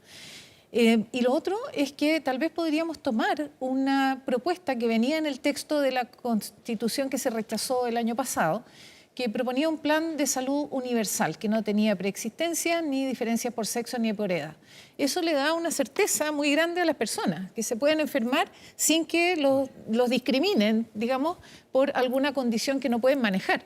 Y eso me parece que debería ser parte de los componentes, darle también algunas certezas a las personas de que las enfermedades que son de ocurrencia más frecuente van a estar cubiertos a todo evento. Yo creo que eso es algo Yes. que es una exigencia Déjeme mínima. preguntarle, de las aprovechando un personas. poco que tenemos a Juan Luis Castro aquí, me Sí. comparar los otros porque ha sido protagonista.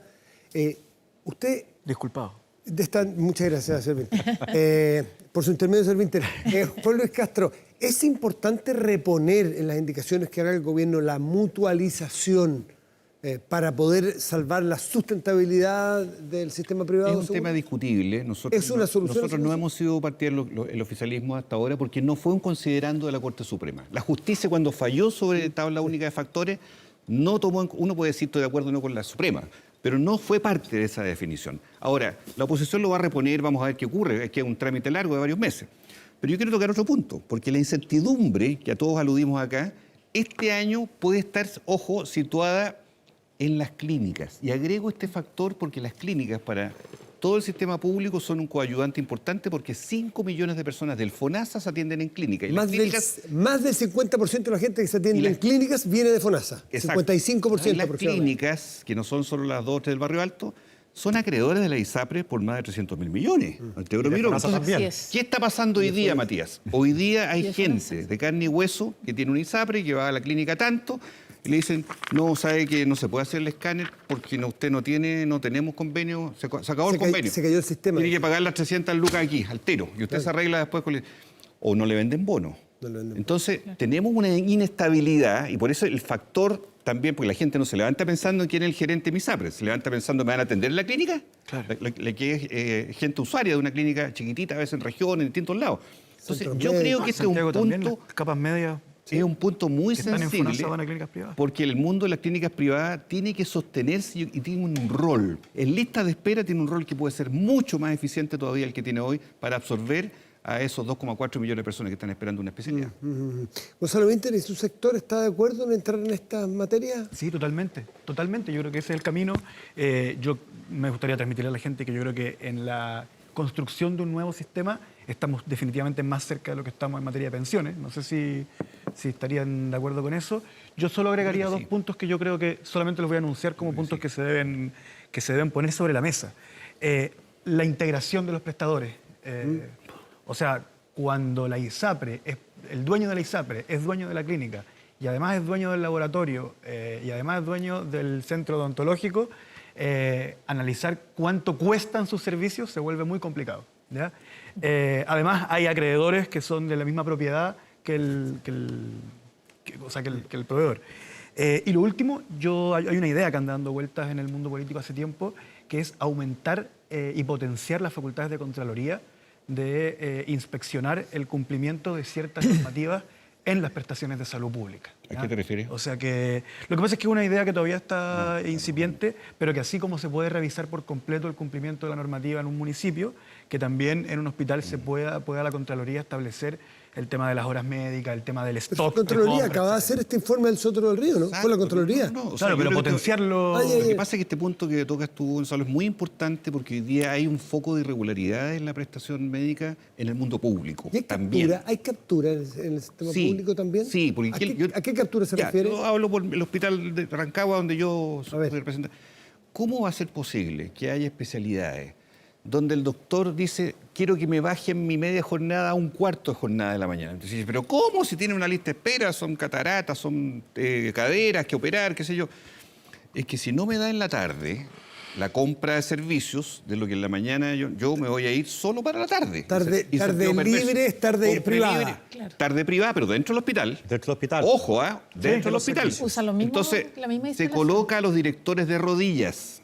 Yo creo que a eso aludes en parte. Claro. O sea, incentivos tan perversos que hace que en el mundo público la escasez de especialistas se agrava, producto de que el incentivo es para que el especialista solo trabaje privadamente. ¿Cuánto termina- gana un Y especialista si termina opera una cadera? operando privadamente adentro del hospital Claro, público. O sea, eso hemos llegado. póngale número. ¿Cuánto gana un especialista por operar una misma cadera en el mismo hospital, con todo lo mismo, si es que es facturado, por así decirlo, al sistema público o si lo hace al sistema privado? Son 4 veces, para no entrar en detalle en los números, porque en la mañana se le paga por jornada, independiente que opere una En la tarde uña por o operación. opere una cadera. Y en la Le tarde pagan lo por- mismo, en la mañana, en la Hacer la jornada misma igual. operación en el mismo lugar, con la misma gente, al mismo paciente, gana Perfectamente. 4 veces más si lo hace por privado. que si lo hace- Lógico, Está más o menos Y lógico. ahí, claro. Claro. Claro. y ahí no hay que apelar a la naturaleza humana, hay que chequear y fiscalizar y poner reglas claras. Porque, Poner bien los incentivos, diseñar bien el porque sistema. en el Estado, cuando no se vigila, pasan estas cosas. En el mundo. todo, en el mundo. En el mundo. Donde haya humanos. Yo creo que en esto uno tiene que aproximarse al debate de manera muy práctica. Por supuesto que hay que revisar los ingresos, los salarios de los funcionarios, de los médicos funcionarios, porque si son muy bajos, claro, quizás ven en esto la forma de tener, voy a ponerlo en estos términos, un salario de mercado. Entonces, esas cosas hay que revisarlas. O sea, no solamente es garrote, que tiene que haber garrote, como Tiene que haber incentivos. sino que también los sueldos tienen que condecirse con la profesión de un médico, que es una persona normalmente totalmente de muy acuerdo. calificada.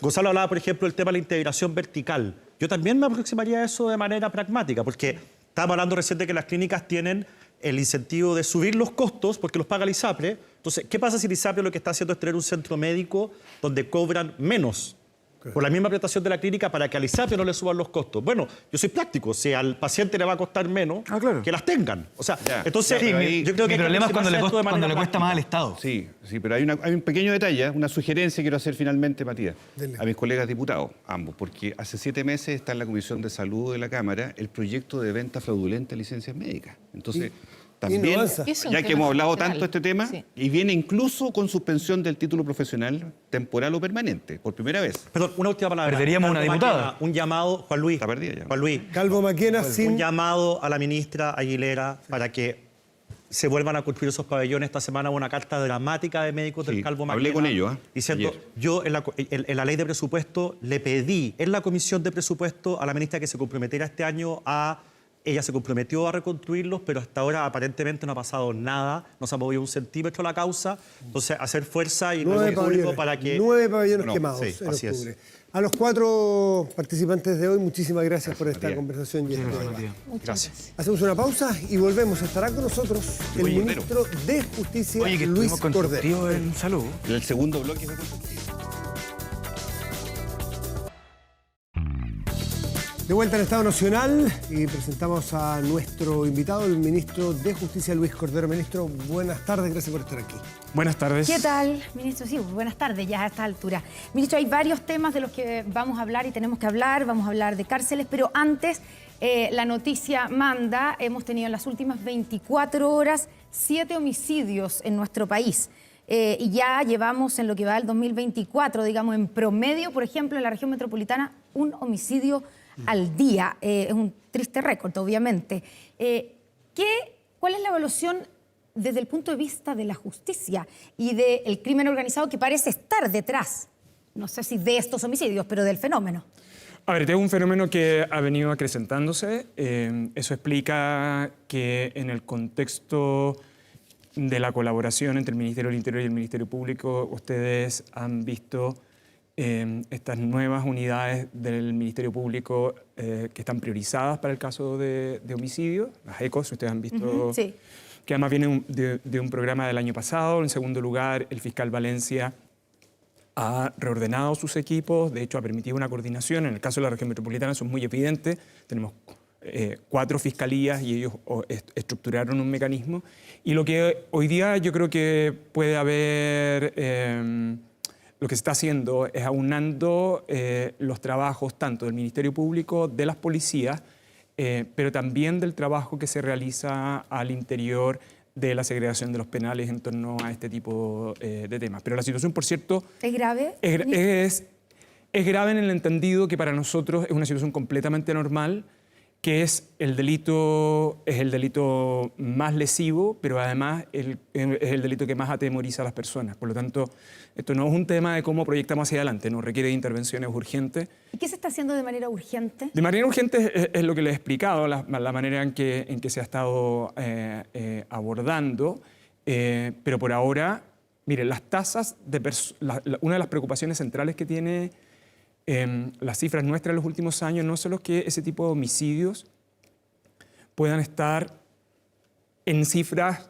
relativamente, cuando usted toma la anualidad, en cifras, en rangos que hasta ahora nosotros habíamos conocido. El problema está en otra cosa, es que tenemos en homicidios aumentado los imputados desconocidos. Sí. Y el problema de los imputados desconocidos es que genera el efecto de impunidad, ¿no? Es decir, son crímenes que no tienen responsable y en consecuencia que no tienen sanción. Y por eso, ¿no?, existe la focalización de recursos y de acciones entre los distintos responsables de la persecución penal.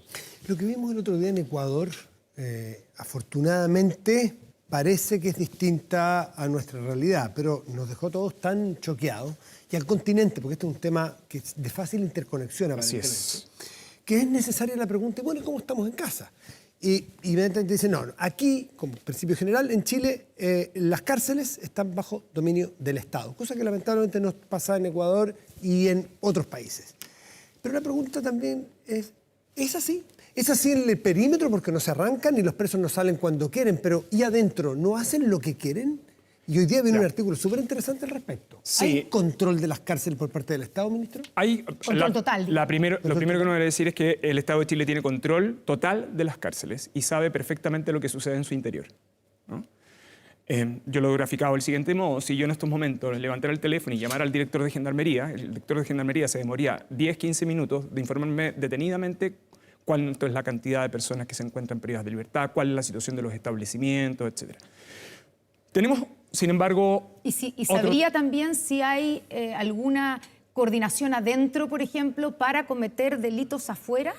Es que usted toca... Hay varios temas interesantes en su pregunta y hay algunas cosas en que yo se las puedo decir explícitamente y hay otras por razones de seguridad pública que yo no las puedo informar. Gendarmería tiene información de cuántas bandas existen organizadas o que están al interior de la cárcel. 2, ¿quiénes son sus líderes?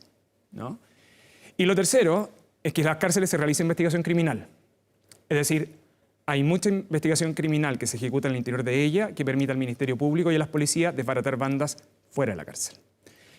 Y por eso es tan relevante la manera, no solo en cómo distribuimos los penales, la manera en cómo segregamos, y por eso es tan complejo el aumento significativo de personas privadas de libertad que hemos tenido en los últimos 2 años, que tiene una serie de razones que los puedo a continuación detallar. Ahora, que hoy día el Estado de Chile tenga claridad de lo que sucede dentro de ellas y que tenga control de ellas no significa que no estemos en circunstancias de preocupación respecto a las cuales debemos tener identificadas. Gendarmería las tiene identificadas y es una de las cosas que el presidente de la República ha solicitado cuando días atrás solicitó un informe detallado de la situación de cárceles. Es además ¿Ya se lo entregó identificando... usted? ¿O está elaborando? No, la información está.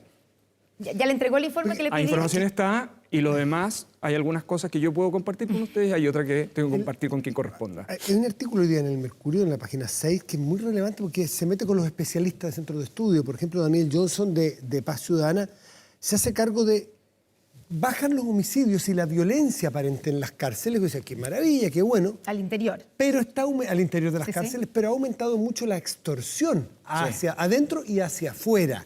Y eso podría decir, dice, cito textual, dice, puede ser una señal de que no hay rivalidades entre organizaciones delictuales que culminen en homicidios, o que pudiera haber organizaciones delictuales que están estableciendo cierta soberanía en los centros de reclusión. Soberanía, o sea, hay grupos, cárceles dominadas y que tienen soberanía, ¿cierto? Bueno, esto es un fenómeno habitual que habitualmente se tiene que enfrentar en los centros penitenciarios. Recuerde que es un centro cerrado, donde las personas están 24 horas privadas de libertad, donde están sometidas a supervisión estatal, y por eso el Estado tiene que hacer algo más que el encierro. Por eso son los temas de reinserción son tan relevantes. Pero esto es un fenómeno que habitualmente, y además en Chile, una de las ventajas que tenemos es que tenemos muchas personas que han estado estudiando, haciendo el seguimiento de lo que sucede en cárceles. Los datos que están ahí son ciertos, pero son incompletos. O sea, la nota está bien y pone los acentos. ¿Lo que dice Daniel Johnson es verdad? No, pero esto es lo que dice Daniel completamente. Las extorsiones han aumentado un 123%. Nosotros hemos aumentado 3 tipos de cosas. Hemos aumentado las extorsiones. ¿Hacia adentro y hacia afuera? Lo que pasa es que eso significa que hay un dato que es bien relevante, que han aumentado porque se están denunciando. Porque lo que podría estar sucediendo, esos son datos de denuncias. Esto es un dato que es bien relevante. Lo que prudente sería si tuviéramos una brecha muy significativa entre lo que ocurre y la denuncia. Lo segundo es que nosotros durante la pandemia, los niveles de violencia, o sea, los homicidios al interior de la cárcel bajaron por distintos tipos de razones. Pero lo que ha sucedido es que la violencia o las riñas han aumentado en el último tiempo. Las tasas de homicidio, es trágico hablar de esto, de los datos de homicidio al interior de la cárcel. No es que han estado a la baja, sino que han estado normalizándose. Es un tema que uno tiene que tener relativamente... No han crecido, no tienen una exposición significativa. Pero lo relevante es que Gendarmería tiene estos datos y eso permite a los centros de estudio y a los especialistas mantener una observación de lo que está sucediendo dentro de ella. Los gendarmes también, hay gendarmes que han denunciado también extorsiones y que están, digamos, preocupados y asustados, obviamente, porque les dirían al interior de la cárcel, sabemos dónde vive tu familia, afuera. Y lo que hablaría del control desde adentro hacia afuera. Eso me imagino que ustedes lo saben. No solo lo saben, sino que además Gendarmería tiene medidas para ese tema. Por lo mismo, Gendarmería tiene 2 unidades claves en su interior, que es investigación criminal e inteligencia penitenciaria. Y eso permite mantener no solo el foco sobre el personal de Gendarmería, sino que también tomar medidas que están vinculadas a este tipo de temas. Los funcionarios y las funcionarias de Gendarmería están en una línea bien delicada y por lo mismo requieren de principal preocupación. No solo tenemos que preocuparnos de la infraestructura, que es relevante porque es un lugar donde ellos también están, sino que también las condiciones de seguridad de ellos al interior del establecimiento. En las cárceles de estos países donde está el tema más crítico, El Salvador, ¿no es cierto?, que se ha transformado como en un faro, de alguna manera, a mirar, algunos críticamente y otros positivamente. Ecuador parece ir de alguna manera en esa línea. Vemos gendarmes con la cara tapada. Sí. ¿Eso podría darse en Chile? Bueno, usted cuando va a algunas ocasiones a determinados penales los tiene con la cara tapada. En Chile hay... Sí, o sea, pero lo que pasa es que... ¿Y en la cárcel de alta seguridad? Hay unas unidades especiales. Pero lo que pasa es que yo en esto trataría de distinguir la política pública o el fenómeno permanente de la anécdota. Y esto es bien relevante por lo siguiente. Primero, las cárceles, sobre todo cuando tienen sobrepoblación o cuando usted cree que la reacción es solamente el encarcelamiento, además de esta nota los especialistas lo que vienen advirtiendo es cuidado con las tasas de encarcelamiento en Chile. Que han aumentado muchísimo. Y por una razón muy simple, porque cuando usted tiene tasas de encarcelamiento tan altas, usted lo que está haciendo es facilitándole al crimen organizado el reclutamiento al interior, porque tiene un espacio ideal para reclutar. Lo que pasa es que hablar en contra del encarcelamiento es impopular, pero yo creo que tenemos que hacernos cargo. Lo segundo, a propósito de lo que ha ocurrido en otros países de la región, y particularmente en el caso de Ecuador, el caso de Ecuador es un caso interesante de observar porque lo que uno podría estar cometiendo es el error de mirar el resultado final sin antes mirar previamente la cadena. Claro. Y la cadena está muy vinculada a la forma y modo en que el crimen organizado permeó las instituciones esenciales del sistema de justicia. Por lo tanto, jueces, fiscales, el sistema político, y por eso no hay crimen organizado sin corrupción. Y por eso un elemento para abordar el crimen organizado es ser intolerante con acciones de corrupción. Entonces, ese tipo de fenómeno es bien relevante porque nos permite a su vez decir, ok, ¿qué tipo de cárceles? Nosotros necesitamos cárceles muy grandes, porque o necesitamos cárceles que en verdad la segregación no sea dentro de su establecimiento, sino que a su vez sea por establecimientos separados, es parte de los desafíos que nosotros de hecho estamos abordando ahora, reactivando el plan de infraestructura penitenciaria que el país había dejado durante algunos años. Ya le vamos a preguntar sobre eso, pero quería preguntarle sobre el dato que apareció esta semana, ¿cierto?, respecto del número de presos extranjeros en la cárcel de Tarapacá. Básicamente superan a los chilenos, o sea, son más del 50%. Más allá del número, en lo cualitativo, ¿eso representa algún problema que haya una mayoría, una concentración de presos extranjeros o de una determinada nacionalidad? ¿Son distintos, son más peligrosos que los chilenos? Para responder a su pregunta, voy a tratar de responder con la evidencia y que por favor no se malinterprete ninguna de las cosas que yo voy a decir, porque hablar de personas privadas de libertad extranjera uno tiene que evitar la connotación xenófoba en esa discusión. Lo primero es que el país hace una década tenía aproximadamente cerca de 1.600 personas extranjeras privadas de libertad. Desde el punto de vista de la nacionalidad, prácticamente no existían personas privadas de libertad de nacionalidad ni venezolana ni colombiana. Una década después, ese número es de 7.000 y fracción y casi llegando a 8.000. Representan aproximadamente el 14% de la población penal en la actualidad y el número de personas privadas de libertad son principalmente de 3 tipos de nacionalidad. Boliviana, que ha sido históricamente un número alto, venezolana y colombiana en el fondo, ¿no? La diferencia entre país limítrofe y país no limítrofe. Pero además, y que tiene que ver con el fenómeno de la migración y otro tipo de aspectos que es relevante. Las personas privadas de libertad, nosotros en el país, la mayor concentración la tenemos por los delitos de robo, en segundo lugar, por ley de drogas, y en tercer lugar, por ley de armas. Que esto es bien relevante porque los números de tipo de delito ha ido cambiando la composición. Y además de eso, ha aumentado significativamente la prisión preventiva. Hoy día, para que ustedes tengan un orden de magnitud, 60% de las personas condenadas y 40% de las personas en prisión preventiva. Hace una década teníamos 10 puntos más abajo.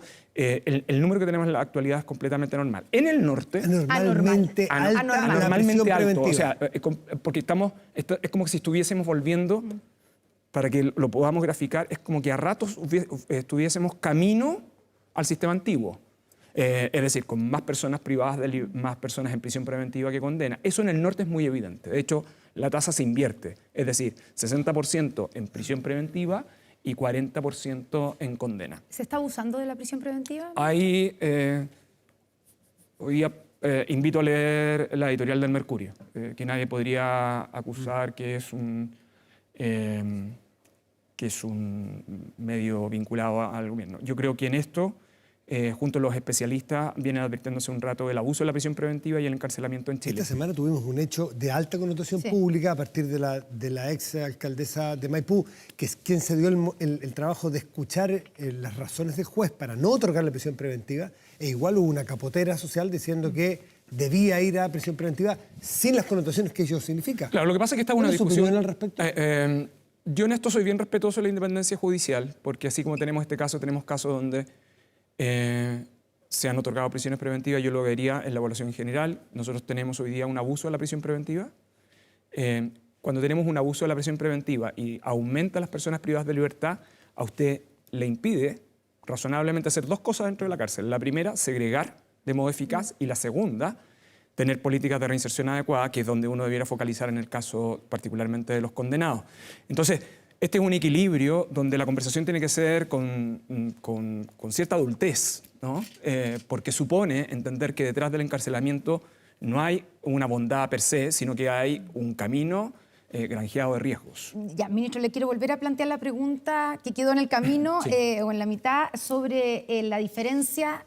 Voy a eso. El fiscal, yo lo escuché en alguna entrevista a usted esta semana y me pareció escucharle que efectivamente los reos extranjeros en el norte son de mayor peligrosidad que los chilenos. Lo que tenemos esencialmente es otro dato, que son datos que además también ha entregado el fiscal nacional.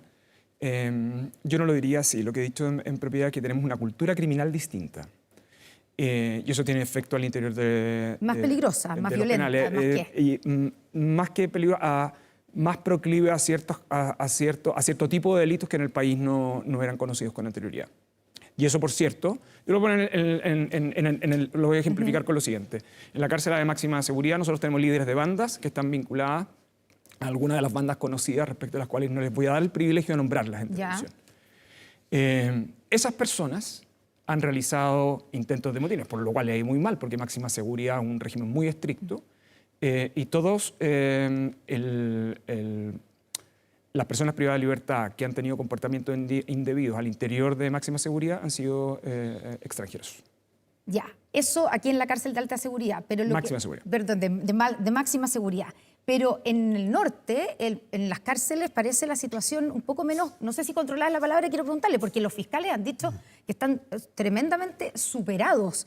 De hecho, cuando se le preguntó al fiscal de Arica sobre la comparación con Ecuador, él dijo, Ecuador me queda a una distancia casi equivalente a la de Santiago, el riesgo está, Ecuador no queda en otro continente. Sí, pero el fiscal lo está diciendo por otro motivo. Se refiere a los homicidios, pero la situación carcelaria también podría ocurrir lo mismo. Pero tenemos un factor, pero no por pensando que la mayoría, que en el fondo la mayoría de la población penal son extranjeros. Sí, pero yo de nuevo, por las mismas razones a las cuales hice con anterioridad, advertí que creo que hay que ser cuidadosos en eso. Nosotros tenemos aumento de la población penal extranjera, específicamente concentrada en el norte y asociada a un tipo de delito, que es drogas. Ese número también es significativo para el caso de mujeres. El aumento de las mujeres privadas de libertad en el norte también es muy relevante. Y además de eso, con otros tipos de delitos que pueden estar vinculados a la ley migratoria. Pero no de solo, eso se deriva, de eso se deriva que tengamos una situación equivalente al riesgo de cárcel en Ecuador. No, lo que sí tenemos, no solo fiscales, un sistema de justicia, fiscales, defensores, jueces y sistema penitenciario, que es la cadena completa, estresados por un aumento anormal de determinado tipo de delitos y determinado tipo de imputados. Y eso, solo para aclarar, y ese tipo, cuando usted dice esos reos extranjeros en el norte, ¿no están vinculados, por ejemplo, a bandas criminales, a alguno de los carteles? Eso es lo que está investigando el Ministerio Público. Hay algunas que ingresan identificados como tales. Efectivamente. Esta semana, déjeme que lo llevo a otro escenario distinto. En Argentina, en Córdoba específicamente, se descubrió por razones X que estaba la familia de Fito Macías, el líder que hizo estallar, probablemente fue la chispa que hizo estallar la crisis carcelaria en Ecuador, jefe de un cartel importante. La familia de Fito Macías se radicó en Argentina, en un centro privado, en un barrio privado, lo descubrieron y no pasaron, creo que no pasó medio día, a que esa familia estuviera sobre un avión, la familia completa, un grupo de 8 personas, sobre un avión argentino de la Fuerza Aérea y de vuelta en Ecuador. Obviamente los marcos constitucionales y legales son distintos en Chile y en Argentina. ¿Podría pasar algo así si encontráramos hipotéticamente una persona o una familia de esa connotación? ¿O tendría que entrar en un proceso que a lo mejor estarían todos detenidos, qué sé yo? Dos cosas. La primera, entiendo yo que dada la situación regulatoria estaban además en incumplimiento de la ley migratoria, sí, lo cual implicaba una expulsión inmediata.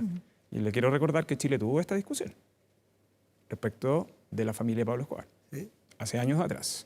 Y en Chile, si pasara esto hoy día, ¿podría en menos de un día las personas depende de la estar situación expulsadas? del incumplimiento de la ley migratoria. Si se dieran esas mismas condiciones. No conozco el detalle y en eso soy bien cuidadoso. Yo no conozco el detalle. Nosotros sí tenemos una gran discusión jurisprudencial en la Corte respecto de expulsiones, esencialmente cuando hay familia. Es decir, cuando usted está expulsando al padre y resulta que ya tiene hijos en Chile y eso da origen a otra serie de problemas. Pero en el caso de incumplimiento de la ley migratoria, que es parte de lo que además se está discutiendo ahora también en el Congreso para reformular esas reglas. Ministro, antes de pasar a otro tema, porque tenemos otros temas que hablar, pero quiero que nos diga el plan que lo anunció, ¿cierto?, de esta gran inversión en infraestructura penitenciaria, que son varias, digamos, hay una llamada a licitación que se va a hacer para la cárcel de Copiapó, también en Calama, y además hay una extensión o ampliación de varios penales. ¿Cuántas plazas, cuando esto se complete, en cuántas plazas se va a aumentar la cantidad de plazas disponibles a todo nivel nacional y cuántas falta, digamos? Si me dan un minuto, yo creo que es conveniente para poder explicar el plan de inversiones en el sistema penitenciario, tener en consideración lo siguiente. Chile ha tenido desde los últimos 2 años un crecimiento normal y que no era posible de estimar. Y esto es relevante porque este es un problema de política pública, esto no es un problema ni del gobierno anterior, esto es un problema estructural. Nosotros en muy pocos meses tuvimos una tasa de cerca del 27% de aumento de las personas privadas de libertad. Las razones son distintas, algunas que ya están señaladas por los Un especialistas. tercio prácticamente, Sí. 27. ¿En cuántos meses? Dijimos, En 18, 19 meses. en año y medio, Sí. casi un tercio. Sí. Y eso tiene que ver probablemente con 3 razones. Uno, la normalización post-pandemia. 2, que se están cometiendo delitos más violentos. Y la tercera, de la cual hay evidencia no solo en Chile, sino que a nivel comparado también, es que si el sistema legal comienza a rigidizar, entonces usted empieza la política de encarcelamiento modificando el Código Penal, que este es uno de los problemas de América Latina en general. Dicho eso, los planes de infraestructura en Chile estuvieron detenidos por muchos años. Nosotros administramos hasta el día de hoy el plan de infraestructura de la administración del presidente Lagos en el sistema de concesiones. Entonces, ¿qué es lo que ha anunciado el gobierno? El presidente ya lo había anunciado en su cuenta pública, pero ya están los procesos de licitación en curso.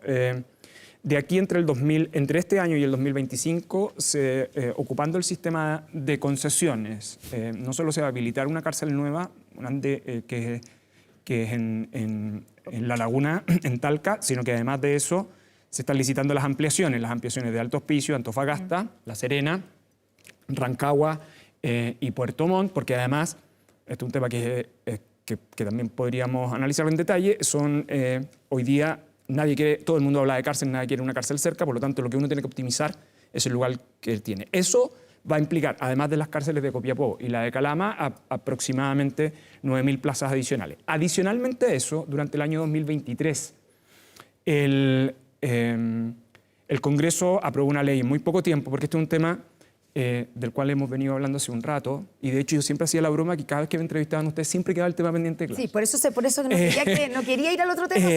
Entonces, con la ley nueva, nosotros aproximadamente vamos a ampliar en 3.500 plazas adicionales a las 9.000. Y adicionalmente a eso, se está trabajando en 6 proyectos de prefactibilidad para ampliar el sistema carcelario en otras 10.000. Es decir, aproximadamente el país de aquí al 2033 debiera tener un aumento de un poco más de 20.000 nuevas plazas del sistema. Ahora, el escenario, ¿por qué tenemos que mirarlo esto en términos sistémicos? De acuerdo a las proyecciones de Gendarmería, nosotros tenemos 3 escenarios. Uno, si no hacemos nada hoy día, y cuando digo no hacemos nada, es que no nos preocupamos de los impactos que tiene una reforma legal en el sistema penitenciario o el abuso de la prisión preventiva, las proyecciones de aquí al 2033, la peor de las proyecciones es que vamos a estar en torno a las 80.000 personas privadas de libertad. Wow. Si tomamos medidas adecuadas, nosotros nos podríamos mover entre 54.000 y 58.000 personas privadas de libertad, lo cual el plan de infraestructura del cual se está trabajando podría hacerse cargo y le podría dejar cierta holgura al país. Y con esto termino. Lo que hay que hacer además, para que esto sea consistente, es que dentro de la política penitenciaria nosotros tenemos que trabajar en un plan maestro de infraestructura penitenciaria. No podemos seguir pensando que cárceles solo se modulan. Lo último en cárceles, porque hay otros temas relevantes, pero es que es muy importante. Dice, nadie quiere una cárcel cerca de su casa, y es evidente y todos lo entendemos. Pero hay alguien que plantea, no son pocos los que plantean de cárceles lejos de lugares poblados. Y se lo voy a nombrar, alguien habla de islas, el presidente ecuatoriano en su campaña habló de barcos mientras no se construyen nuevas cárceles. Buscar lugares alejados para reos de alta peligrosidad, alejados de lugares de población. Mire, ¿Usted es partidario de ese sistema o islas, dicen algunos? Yo creo que en esto hay que ser pragmático y eficaz. Con los temas de seguridad uno no puede hacer promesas vanas porque lo que hace es que se afecta la credibilidad del sistema de justicia. Para que tengamos un orden de magnitud, cárceles nuevas en Chile nos estamos demorando entre 14 y 16 años para que tengamos órdenes de magnitud. Por eso tenemos que ir hacia la ampliación de los recintos que tenemos y densificar aquellos que podemos descongelar desde el punto de vista urbanístico. La cárcel de Copiapó y de Calama ha costado una enormidad para efectos de avanzar. De hecho, tiene varias administraciones por lo demás hacia atrás. Y además de eso, usted la tiene que instalar en lugares donde sea viable desde el punto de vista de los servicios que están ahí. ¿Sí? Es decir, hay ratos que se habla del desierto, sí, pero eso implica tener disponibilidad para una serie de cosas, entre otros, para el funcionamiento de servicios básicos. Y en esto, en consecuencia, quiero ser bien pragmático. El plan de infraestructura que se está diseñando tiene que ver además con disponibilidad de suelos y lugares. Si los vamos resolviendo, podemos ser más eficaces en eso. Pero pasa otra cosa, Matías y Connie, que yo creo que es bien importante que todos transparentemos. Todos los que piden más cárcel, ninguno lo quiere cerca. Y nadie se hace cargo qué es lo que pasa dentro de la cárcel y qué es lo que pasa en torno a ella. Y fíjese que está pasando un segundo fenómeno, que a mí no me deja de sorprender cada vez que me lo dicen. Ya no es el problema solo de que la cárcel se instale cerca de un centro poblado por las personas que están dentro de la cárcel. Está pasando otro fenómeno también. Son a las personas que atraen. O sea, cuando usted instala una cárcel, esto es lo que diría un parlamentario, un alcalde, un gobernador, usted no solo instala a esas personas que son en algún sentido peligrosas, mirado para las personas, sino que además sus familias. Ese juicio es brutal. Entonces, por eso yo vuelvo a insistir, los temas de seguridad tienen múltiples elementos. La cárcel es uno de los aspectos para abordar el tema de seguridad. La creencia de que aumentando la capacidad penitenciaria y el encarcelamiento lo vamos a hacer puede transformarse en nuestra trampa, en la trampa que vive Ecuador. Transformar a las cárceles en lugares fáciles para el reclutamiento de bandas criminales. Se nos acaba el tiempo, ministro, y tenemos que pasar al menos por un par de temas más en estos escasos minutos. Pensiones de gracia. El Partido Comunista dijo, y lo dijo Lautaro Carmona, que una persona que acredite que es víctima de un agente del Estado puede recibir pensión de gracia independiente de si haya cometido o no un delito, que son dos cosas distintas. Y dijo, si alguien va a sostener que el ojo de una persona que lo pierde tiene más valor o menos valor porque tiene un prontuario policial, estaríamos llegando a un debate que no es el que aconsejan normas internacionales. ¿Usted está de acuerdo con ese criterio? El presidente de la República lo ha definido, lo expresó la ministra Tobá, y yo creo que lo expresa con anterioridad. O sea, personas que tengan antecedentes penales, pero que hayan sido, víctimas de agentes del Estado. Que tengan que tengan un daño permanente. El caso de la lesión ocular es el caso más evidente. Es el daño permanente lo que hace la diferencia. Así es. Pues una persona que haya sido víctima de alguna manera de los agentes del Estado durante el estallido social, pero que no tengan un daño permanente y tengan antecedentes penales, ¿se les va a revocar? El presidente ha definido esos criterios. El Ministerio del Interior se encuentra estudiando cada uno de los expedientes. Recuerde que tenemos 418 pensiones otorgadas producto de las glosas del estallido. Esto es bien relevante porque aquí se ocupa la atribución general, pero aquí está glosado por la glosa de la ley de 2021-2022. 148 corresponde a la administración del presidente Piñera, 270 a la administración del presidente Boric. Se pagaron con recursos del año 2022, no se otorgan más pensiones asociadas al estallido y por lo tanto el aspecto que está vinculado es esa evaluación que es la que se está haciendo en la actualidad por la comisión a cargo de la revisión que han hecho, concluyen además que se han entregado pensiones de gracia a gente a partir del estallido social de manera que no correspondía, a gente que no debía tener esa pensión de gracia. Hay pensiones que son observables, efectivamente. El número, el tipo, corresponderá a que sea informada por el Ministerio del Interior. Pero más allá de que hayan delinquido, de que tengan antecedentes penales, o sea, hay gente que no tiene antecedentes penales, pero que recibió pensiones de gracia. El Ejecutivo merecerlas, digamos. El Ejecutivo ha concentrado su labor en las personas que han sido condenadas con condenas previas y posteriores y en segundo lugar que estén o que no hubiesen estado dentro de los supuestos que les permitía el otorgamiento de la pensión. El daño permanente que le generó imposibilidad laboral, eso es muy... Cuando hay un daño permanente y producido por un agente del Estado, suena de todo sentido común el que se le resarza por el daño o se le indemnice. ¿No se desnaturaliza la figura de la pensión de gracia versus hacerlo justamente con una indemnización? Es una pregunta bien interesante porque en Chile hemos tenido ese debate en más de una ocasión. De hecho, el año 2023 hay una sentencia muy relevante de la Corte en ese sentido porque uno de los beneficiarios de pensiones de gracia fueron los mineros de la mina San José. Todos los mineros de la mina San José recibieron pensiones de gracia y posteriormente demandaron al Estado. Y la defensa fiscal lo que sostuvo es que en algún sentido ya habían sido resarcidos previamente producto del pago de las pensiones de gracia. La Corte rechazó ese argumento, pero es un argumento que no es nuevo. Cuando el Congreso Nacional, es que esto es bien importante, cuando el Congreso Nacional aprobó las glosas presupuestarias, tenían en consideración el daño provocado. Es que cuando el Estado le provoca el daño a alguien, lo normal es resarcirlo, claro, no premiarlo. En el caso de Chile no tiene un mecanismo de compensación e indemnización por vía administrativa. Cualquier persona que sufre daño tiene que inevitablemente demandar judicialmente en un juicio que dura mucho tiempo y que el Consejo de Defensa del Estado hace su labor de defensa fiscal. Nos quedan segundos. Una última pregunta. Las reuniones de los ministros en la casa de Pablo Salaquet siguen complicando la moneda. Usted fue de los primeros que dijo que esto no era reuniones de lobby, que no había que registrarla. Y después aparece el presidente diciéndole a sus ministros que tienen que registrarla en el registro de lobby. ¿Se equivocó, ministro? ¿Yo? Sí. No. No son reuniones de lobby. No, es que aquí distingamos, porque yo creo que en este tema es bien relevante. O hablamos de la discusión jurídica o hablamos de la discusión política. El gobierno ha tenido siempre solo un discurso. Desde el punto de vista legal, las reuniones informadas por los ministros, a las cuales sus equipos legales le remitieron, no estaban dentro de las hipótesis de la ley del lobby. Ninguna, ni siquiera la de la ministra Jara con mire, la AFP. La explicación la hago en breve. Desde que se dictó la ley el año 2014 ha existido una interpretación formal de la ley, amparada, entre otras cosas, por ciertos dictámenes de la Contraloría. Ninguno de los ministros entendía, y sus equipos legales entendían, que las reuniones en las cuales habían participado debían estar dentro del registro. Una vez producido el debate público, de hecho, las razones por qué ministro, una vez que se informa en CIPER que está el ministro Grau y la ministra Maysa Roja participando en esa reunión, son los ministros quienes dicen quiénes participaron de las reuniones siguientes. De hecho, ellos fueron transparentes. Otra cosa distinta es el debate público que se ha generado sobre este tema. Y sobre ese debate, que es un debate legítimo, el presidente de la República ha dicho dos cosas. Uno, le pidió a sus ministros evaluar con detalle cada una de las reuniones, dado que ellos eran los que habían participado. Y por lo tanto, las reuniones las han registrado en el entendido de que es una política de transparencia por parte de ellos.